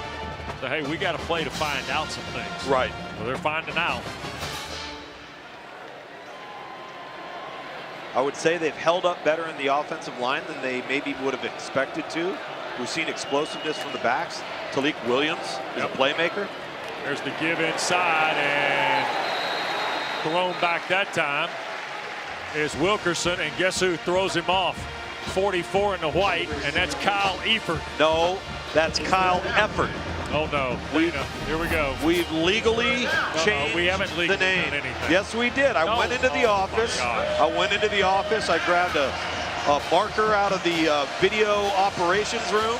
Look at video operations guys giving a thumbs up. And I walked up to Kyle Efford's little plaque there, and I just crossed out the D. We put a T, and that's it. It's over. Michael It's his new name. Dana, hang on. Hold on. Michael Dukes is in the ball game with Bayer. It's third down. They're going to hand the ball to Dukes, and he will sneak for the first down. Breaks the 43 to the 42 at Georgia Tech. Go ahead, you young lady. Well, I just want to make it clear that that's vandalism, Tom Lugaville. Oh, it's of the Georgia Tech football facility. Vandalism, that is what it's called. First-rate vandalism with a distinct amount of pride. Now, given the class act I was trying to be within the office, it was a dry erase marker on glass. Sure it was. Easily wiped off. Okay. Do we have photo evidence of that? What's that? No, because it's still there. Oh, boy. First and 10. They're going to need an effort play from Eford here. And the cutback, diving through is Wilkerson, or Ford. That's 9-4. Jordan Ford is one of the guys that was started the ball game. Miles Brooks is slow to get up with the Jackets. He gets off the field. And that will plug in Tay Seymour after the 9-yard run by Ford. So, Tom, to your point, yeah, here come the Panthers chipping away again. That offensive line, Alex Johnson playing the center tonight, just 9 games in the last 2 years. Trevor Timmons, they love at the right tackle spot. Josh Black, the Louisville transfer, in there. Getting some work done. Here's a throw to the far side, and that's the catch. And that's Tucker, and he got knocked down on the play. Jackets got a hand in there. Warren Burrell again. My goodness, if he doesn't make that tackle, Georgia State's off to the races. Yep. They'll play the band. Warren Burrell has been uber impressive tonight, not just in coverage, but this secondary for Georgia Tech, which was a concern going into the spring, got corrected through the portal as we went into the summer here for the Yellow Jackets, and now is a strength on this football team. Bayer is 13 of 23 for 129. Here's a play fake. Jackets trying to get there. Bayer going to cut it loose and wide open and caught is Fleming for the touchdown.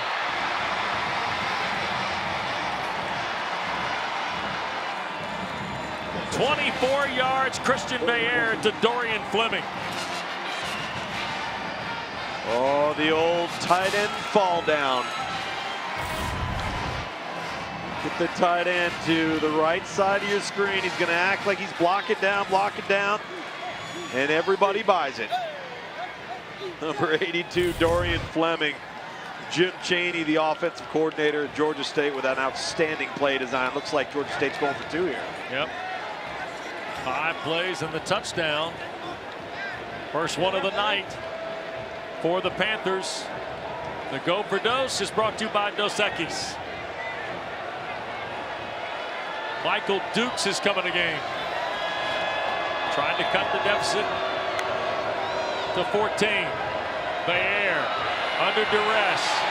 To his right, Young Jewin forces the throw, and it goes in and out of the hands of the intended receiver, Hurst. Oh boy, Ted. Junior from Savannah who played at Valdosta State. Wow. Somebody told me yesterday I hit him right between the 1 and the 6. My goodness. I mean, if you're wanting to come back on the road against a Power 4 team, you can't drop this ball. If you've made a terrific drive offensively, it's a great play by Christian Veillere. And by the way, to get some context to your humor over there, Wesley. Yeah. I was pointing out to Dana and Wes yesterday as we were at practice here. North end zone. That's the north end zone. To our left. Yep, right. yep. Yeah. And I was pointing out a play that Haynes King had made during practice, and I said, you know what?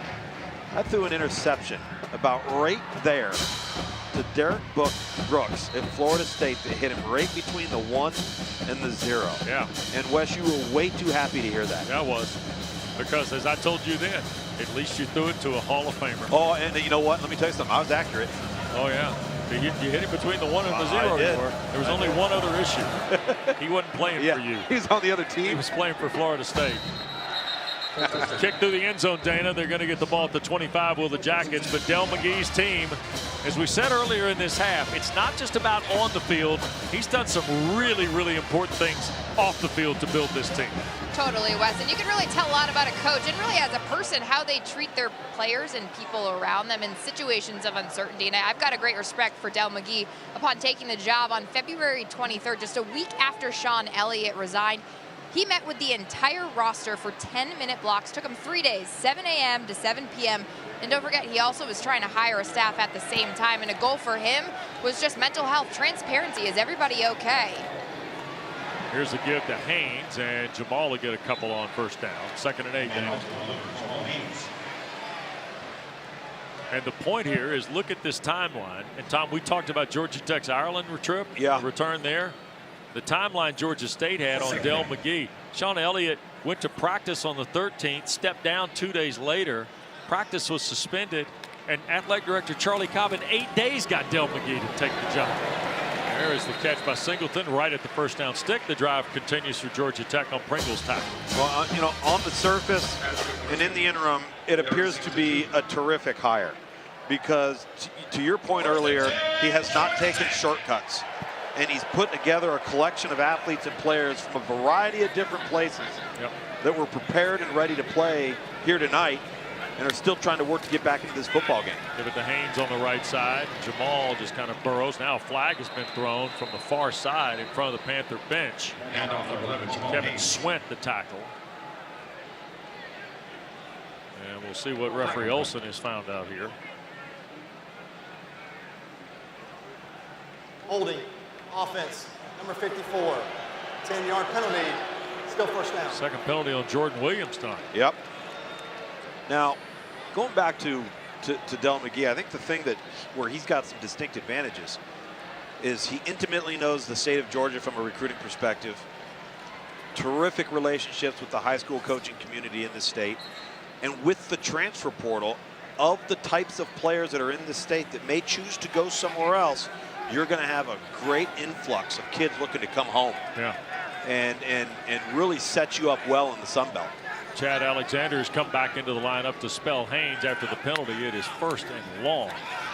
And this is Alexander trying to sweep to the right, and he's going to pick up about 8 yards. Xavier Robinson on the tackle, but it's still going to be 2nd and about 13. Yeah. Jamal Haynes not happy at all here. Stomping. Is that a bit of a tantrum?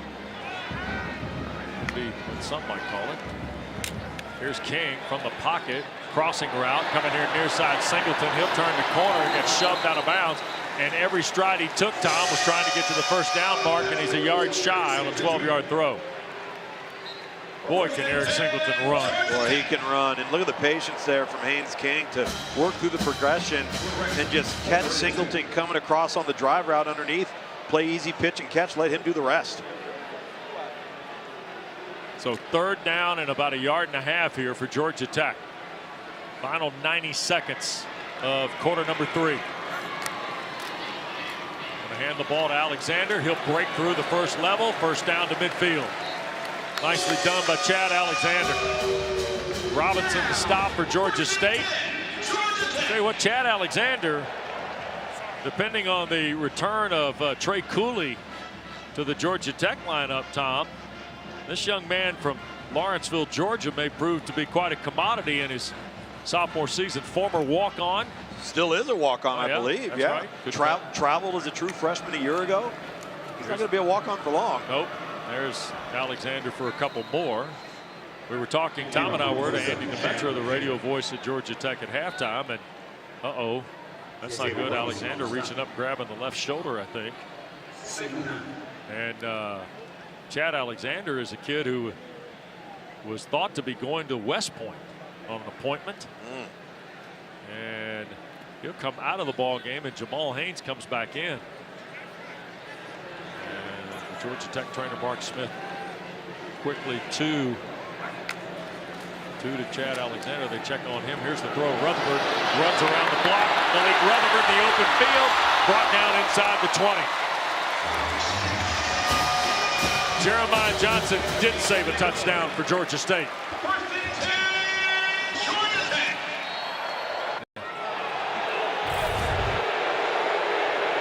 Crowd is booing a replay on the video board. Here's King. He wants to cut it loose. Sets. Now shoots it across.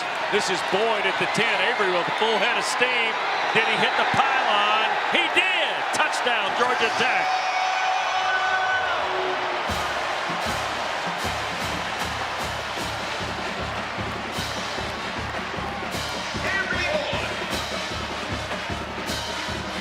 Avery Boyd, 6'3", 240 pounds. Formerly a wide receiver and now just a problem. And what, he's been impressive tonight, not just as a pass catcher, but as a lead blocker on some of their quick screen stuff, some of the underneath stuff they've done to other people. He's really helped out, so now he's getting his own. Georgia Tech loves the 2 tight end look. We've talked about the shifts and the motions. And make it look real pretty from a window dressing standpoint. King's thrown for 2, run for 1 tonight, Tom. It's 34-12 now. Boy, what a catch and run by Boyd. How about the patience from Haynes King? Oh, yeah. To work 1 to 2 to 3, get all the way down to the check down on the drive crossing route underneath. 9 plays, 75 yards, 428. Their crowd is, you may hear some boos here. This SEC crew is. Remember, we said at the top that when the 2 schools signed the contract to play, and there is a second game in the series scheduled for mid-September of 2026, they agreed to neutral officials. So Kyle Olson is here tonight from the Southeastern Conference, and the replays are all going through the SEC in Birmingham. And the point after is good. So now Georgia Tech pushes it to 35-12, and Avery Boyd barreling in from 22 yards. Haynes King now 21-24, 251 tonight, Tom, with 2 touchdowns and his first interception of the year. A model of efficiency, and that's what you want out of the quarterback. You want consistency, play in, play out. He's a veteran. He's capable of getting out of a bad play and into the right play. And we talked about the in-helmet communication, and I asked him on the field yesterday after practice, you know, what do you like? Do you like the play and then maybe a nugget or an alert from the coach? And he said, no, just give me the play. And then we talked to Buster Faulkner, the offensive coordinator, a little while later, and he says, well, there's time at the end there. I might toss him a little nugget here and there. And, you know, which is completely different from what we saw from NC State on Thursday night. Right. Where instead of giving the entirety of the play through the communication system, they just gave a number on the wristband to try to speed things up. Burr kicks it away. Ford is deep. There'll be no return. And the Panthers will get it cranked up at their 25-yard line. Well, the transfer quarterback is going to be a storyline in a conference that talks about its quarterbacks. We saw Malik Murphy last night go to work for Duke against Elon. DJU gets another crack Monday night. Tyler Shuck was terrific today, by the way, for Louisville. We saw McCall Thursday night, sharp late, not so much early. Ward delivered, Lugs. No doubt. Kyle McCord did too for Syracuse and Fran Brown today against the pesky Ohio crew out of the MAC. Yeah, you don't take Ohio lightly. Tim Albin's done a great job with that job out of the MAC. And you're right, we're going to get a chance to see DJ Uiagalelei on Monday night against Boston College. In fact, that could be a lot of fun. Two contrasting styles at quarterback between BC and Florida State with Tommy Castellanos. Flag on the play on the first snap. And let's see what we got. They were trying to get it to the perimeter to kick Wada, the wide receiver. Or was that Riles 10? It was Riles. DJ Riles. Yep. Thank you. Referee Olson. False start. Offense. Not all 11 players were set for 1 second prior to the snap. 5-yard penalty. Still first down. That's the second time that's happened with Georgia State on offense. He's getting lined up and staying still. Third penalty of the night for Del McGee's team. Where's my guy Kyle Effort? There he is, right in the middle. Yeah. Find him. Find 44. Standing on the 24. They're going to hand the ball to the perimeter. This is Michael Dukes working to the outside. There he goes. There goes Eford across the field to take him down at the 41. Now let's go back and watch this right here. So look at where he starts, right there. And watch what he does as this play unfolds. Now, if you could have 11 of these guys, there he goes. Just chases the football everywhere. Doesn't mean he's going to be perfect. Yep. And the play is Riles near midfield. It'll be a gain of about 7. Well, I mean, you started your campaign to change his name on Monday with Mark Packer. Well, that's when it started. You're right. It was finalized yesterday. And put into legal record. Here's the throw. And you and Pack had him on yesterday with ACC PM. Yeah. Good. I enjoyed that visit very much. He loved it. Yeah. I threw out all the possibilities, whether it's name, image, and likeness, what have you. He'd never heard it before. Yeah. Terrific football player. Yep. Redshirt sophomore from Decula. He's a throwback in every sense of the word. No doubt. I mean, the neck roll is one thing, but the effort and the approach and the intensity is another. Savion Wilkerson in the backfield for third down here. Bayer on a drop, shoots it to Wilkerson, flag down. They got a helmet taken off on Romello Height, and this is going to be hands to the face on the offense, I think. I believe so, on the left tackle. And when you see the helmet get thrown off, that's usually followed by a flag. Could be Jakuma, number 67.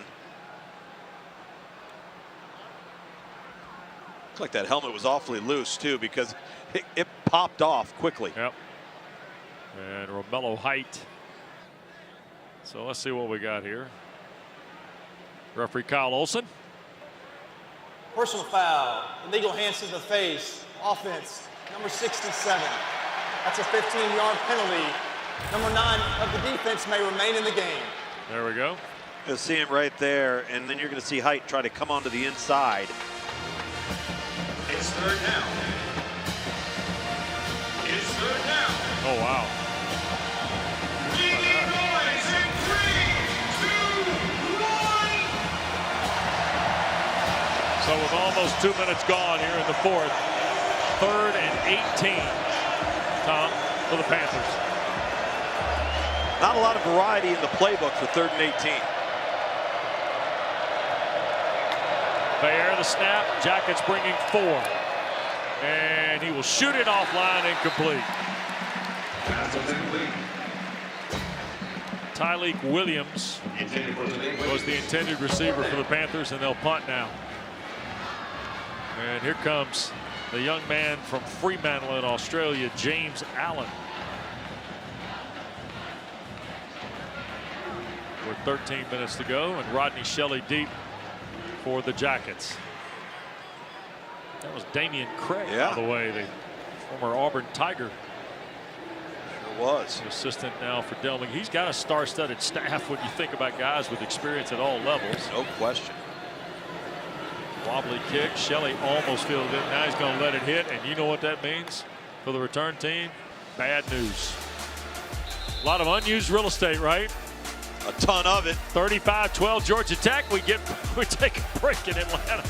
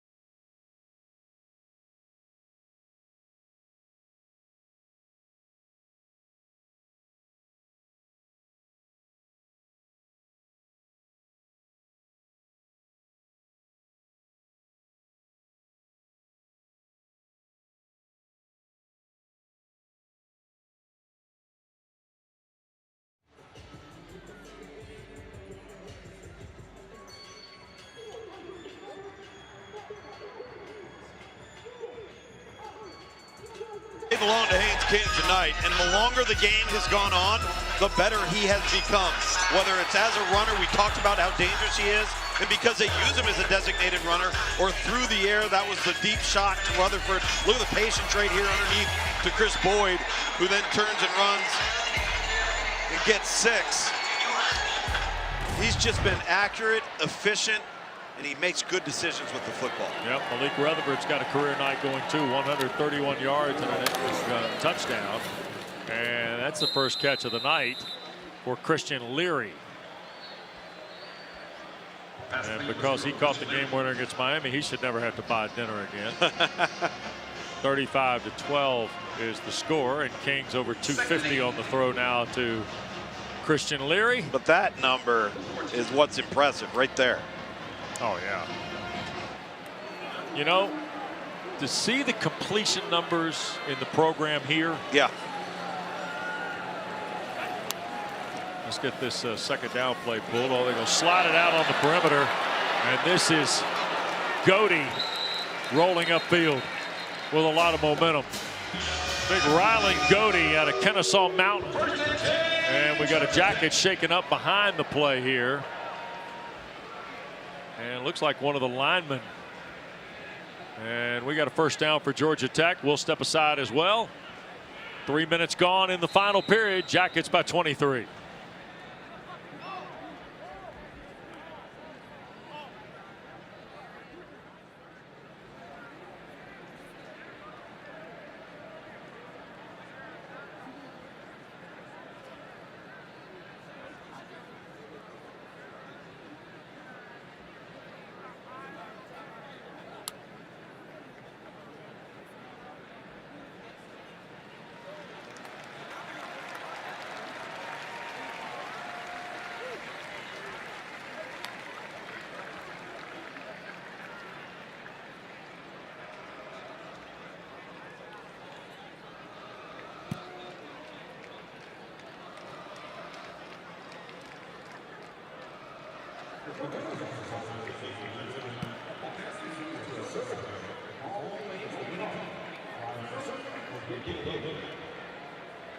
On the job twice at Texas A&M and just suffered 2 injuries and got out of the mix. Harrison Moore has come in the game. They're replacing the offensive line. Haynes King thought about keeping it there. Boy, the Panthers took advantage there, didn't they? That's Justin Abraham firing through the gap to lead the charge for Dell McGee's team. And we also get our first look at Anthony Bloom, transfer from Norfolk State. I'll tell you one thing, Wes. I don't know if I would run him anymore tonight. I don't know if it's necessary. King? Yeah, you can throw the quick screen game. You can hand it off. Just don't know if it's the wisest move right now, given how important he is to the overall outlook of this season. Anthony Carey has come in the game, Tom. We spoke of him during a break. He's checked in for the first time. Here's Rutherford trying to square up, and the ball got deflected at the line of scrimmage. So now it'll be 3rd down and nearly 11. Yeah, Anthony Carey, 6 foot, 195-pound true freshman. Yeah. Running back out of Tampa, Florida. They're really, really excited about him, and now they're in a position where they're forced to play him and get him ready. Yep. So here's 3rd and 11. And King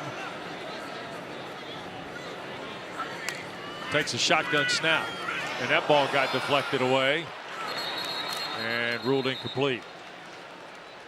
So Georgia State, Kevin Swint got a hand in the throw lane there. So that'll send the Jackets to the bench, and a punt coming for Shanahan.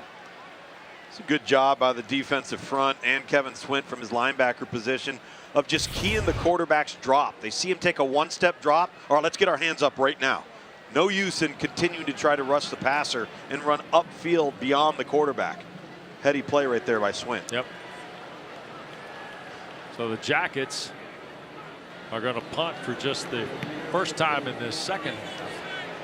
And for the 3rd time tonight. And here's Ryle signaling for the fair catch with 10:50 to play. And Georgia State going to take over. It's 35-12 in favor of Georgia Tech. It's a 46-yard punt by David Shanahan. And there is my man Henry Freer, by the way, you see leaving the field. He is a PhD candidate in chemistry and biomolecular engineering. Whoa. PhD. Yeah. I know that you're shocked they didn't allow you the chance to maybe pursue that in your time here, but Henry got your spot.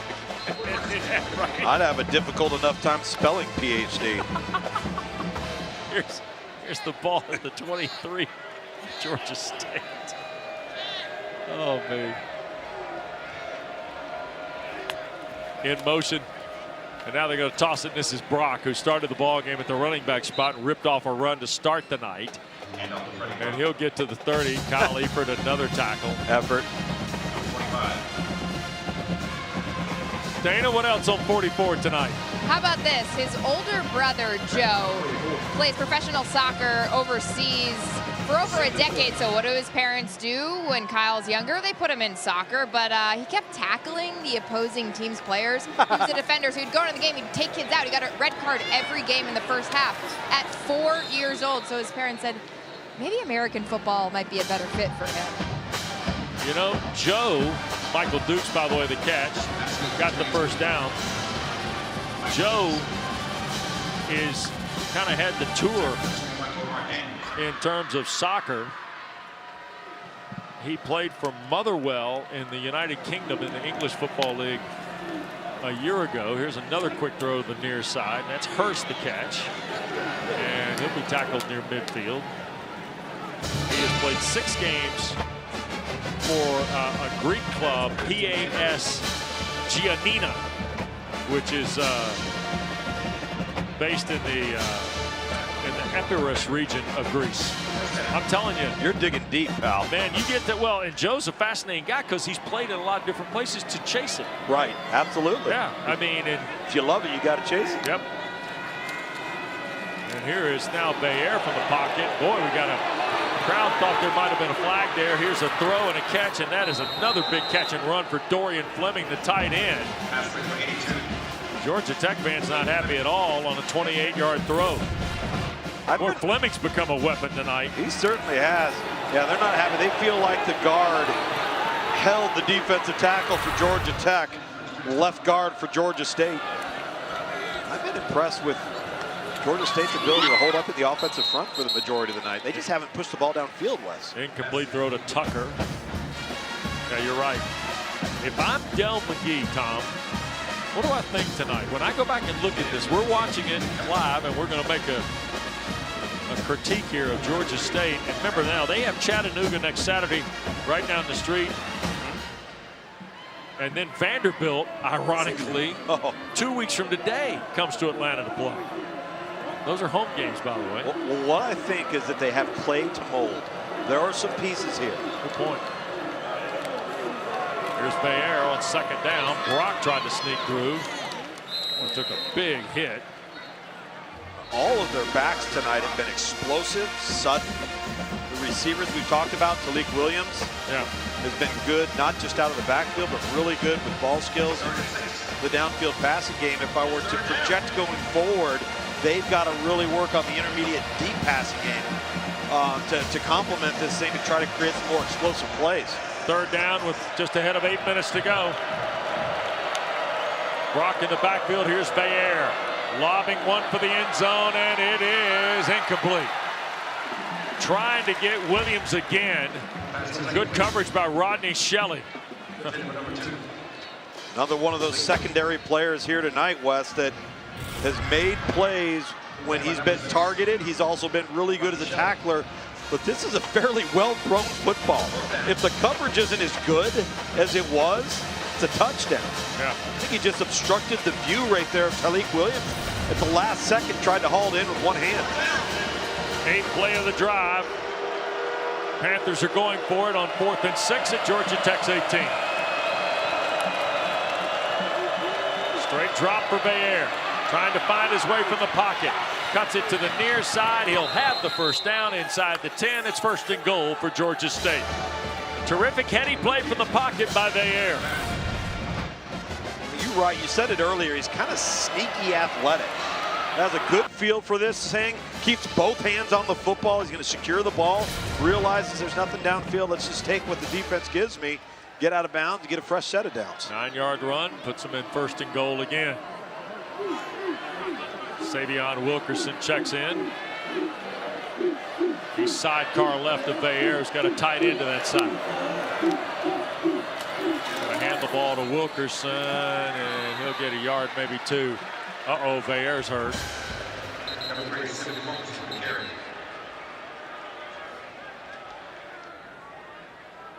So Christian Bayer has gone down. And yeah, I think this is one of those unfortunate moments. So they're out to check on Bayer. We have not seen the former Georgia Tech quarterback Zach Gibson, who reportedly had been in the preseason battle with Christian Bayer. So Del McGee's out to check on his quarterback. And as we go to break here. Oh, wow. And Bayer comes up hobbling on this one after trying to put a block on Tatum.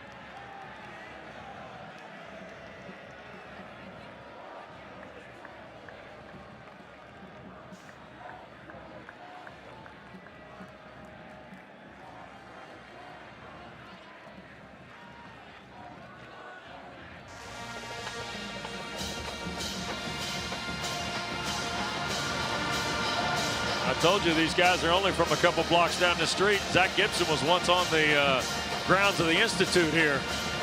So he transferred to Georgia State after the end of last year.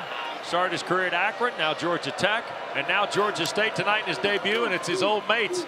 He'll toss it to the near side to Dukes. That goes nowhere. LaMiles Brooks was there. And then Romello Height also involved. And Christian Bayer is going to come back. And it is of note that when Bayer got shaken up a moment ago, Brent Key even went out and checked on the former Pitt Panther, who Tim Salem's now working as part of Brent Key's staff. Right. He and Bayer had a quick visit before the ball game started tonight. They were together a year ago at Steel City. So here's 3rd and goal. 11th play of the drive for the Panthers. Bayer from the pocket, cuts it loose, it's caught, and Dukes the catch, and he is turned back at the 7.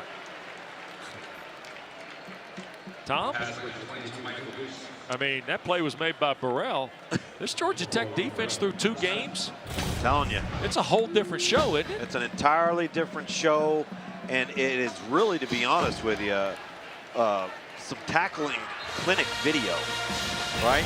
I mean, how many times have these guys been one-on-one in space and made the tackle? There was just one play where they didn't make it. They came up, tried to dive at the ankles, and it would have been a 1-yard loss, and instead it ended up becoming about a 15-yard gain. But been very impressive with the back end for Georgia Tech tonight.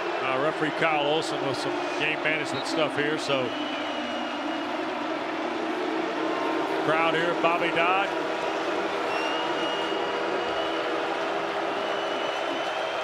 To their feet, especially in that north end zone where the students are. Tight end left, Fleming, 3 receivers to the right. Jackets only going to bring 3 here. Bayer loops it for the end zone. Williams, no chance. Daniels was right there with him. And Tyleek Williams thought he might have been interfered with. And nicely done by Omar Daniels, the transfer from Kansas State. No, we really shouldn't be all that surprised about the way this secondary for Georgia Tech is playing. Amari Harvey, number 3, is a redshirt junior. We just talked about Omar Daniels on the coverage there. He's a redshirt junior transfer from Kansas State. Warren Burrell, who's been lights out tonight at his corner position, is a 5th-year senior out of Tennessee.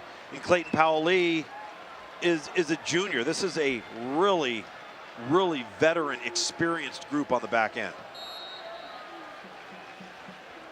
Haynes King is coming back with 5:34 to go. Hopefully to hand it off. And the Jackets with the ball at the 7. And so is Jamal Haynes, by the way, with 71 yards. Here comes Haynes King. He'll dump it here to the near side, and Josh Beetham got chopped down. It's the exact read earlier that I had said Haynes King would have liked to have that one back, because he gave it instead of pulling it, would have had the exact same result there to gain about 5 or 6 yards. Josh Beetham is one of my guys tonight, Tom. Started his career at Illinois in 2020, 3 years at Michigan, now at Georgia Tech. Hey, he's a trifecta. Listen, we joked about that today. Yeah. But when we decided to allow an extra year of eligibility during the pandemic. Here goes Haynes. He'll turn the corner. Flag down from behind the play. I'm sure this is going to be another hold on Georgia Tech as Jeremiah Johnson makes the tackle. Georgia Tech's going to be. Brent Key's really frustrated here. And he should be, to be as clean as they were a week ago. And there have been a couple that you've talked about from a holding perspective, and I think he's starting to wonder some of the same things. Here's referee Olson. Holding, offense, number 71. Half the distance to the goal, still 2nd down. It's Jordan Brown, the left tackle, who's coming to game. And Jordan Brown's got a befuddled look on his face. 8th penalty on Georgia Tech for 70 yards. Go back to what we were talking about there with the transfer portal and the extra year of eligibility during COVID. You know, had they given the extra year of eligibility to just those in their last remaining year of eligibility, right, that's an entirely different roster overhaul and roster management system. When you gave it to everybody on every roster, it created all kinds of numbers issues. So now it's 2nd and 10. Haynes will hand it to Jamal Haynes, and he'll pick up the first down out near the 20-yard line.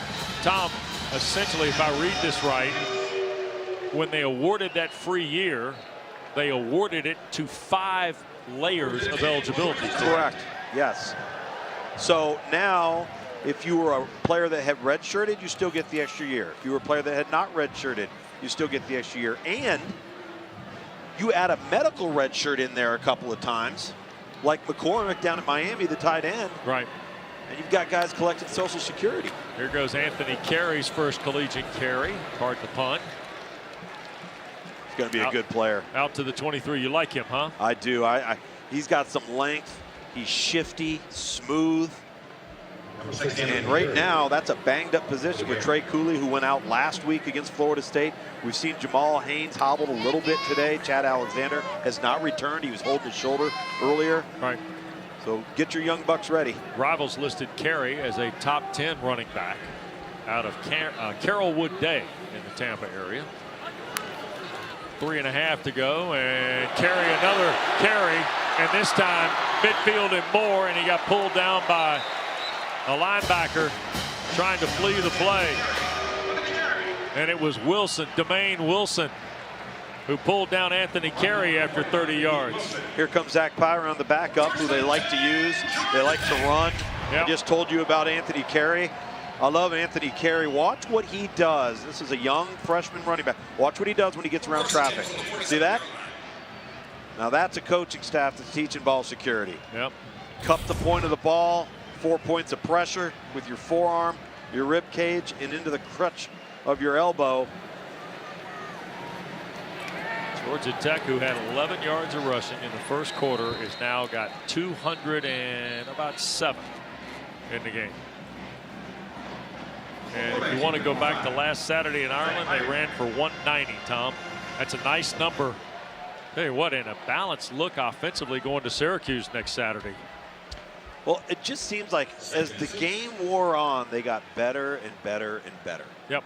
Right? Both Saturdays. Both, exactly. Yeah. And it's not how you start, it's how you finish. Little tweaks here, a little tweak there. Right. The only thing you look at with this ball game that's going to really upset this coaching staff is it's been very undisciplined and sloppy when it comes to penalties. Yep. That is the 2-minute timeout. So we'll step aside. It's the 2-minute timeout. Brent Key's team on the way to 2-0.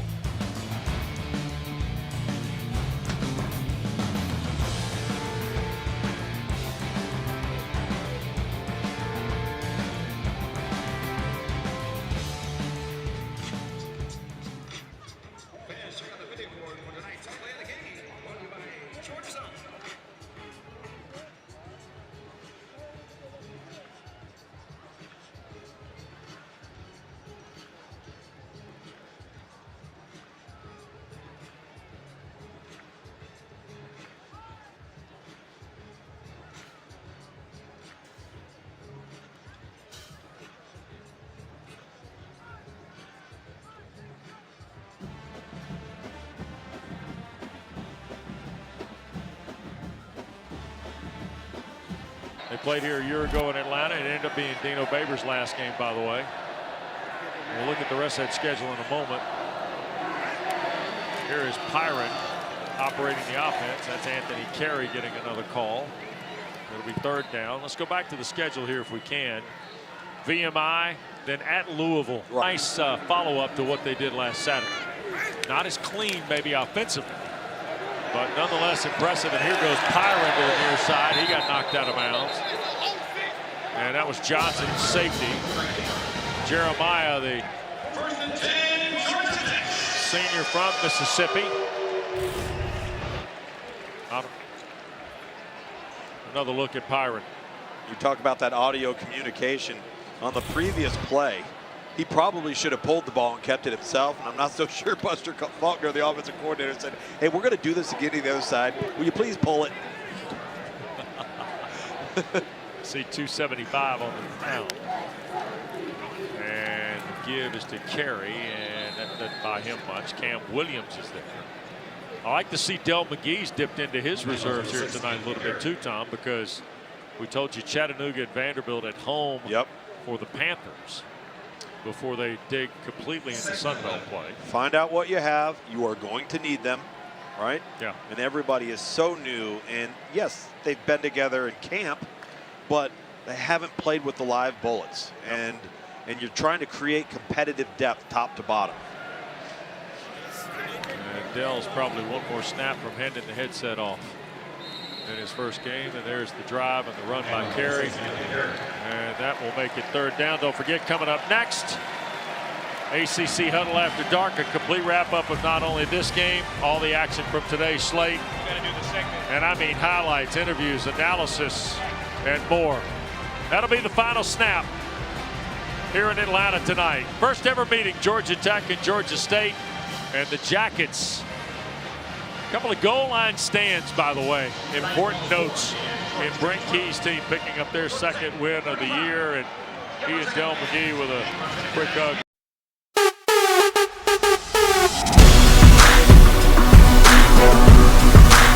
Don't forget to subscribe.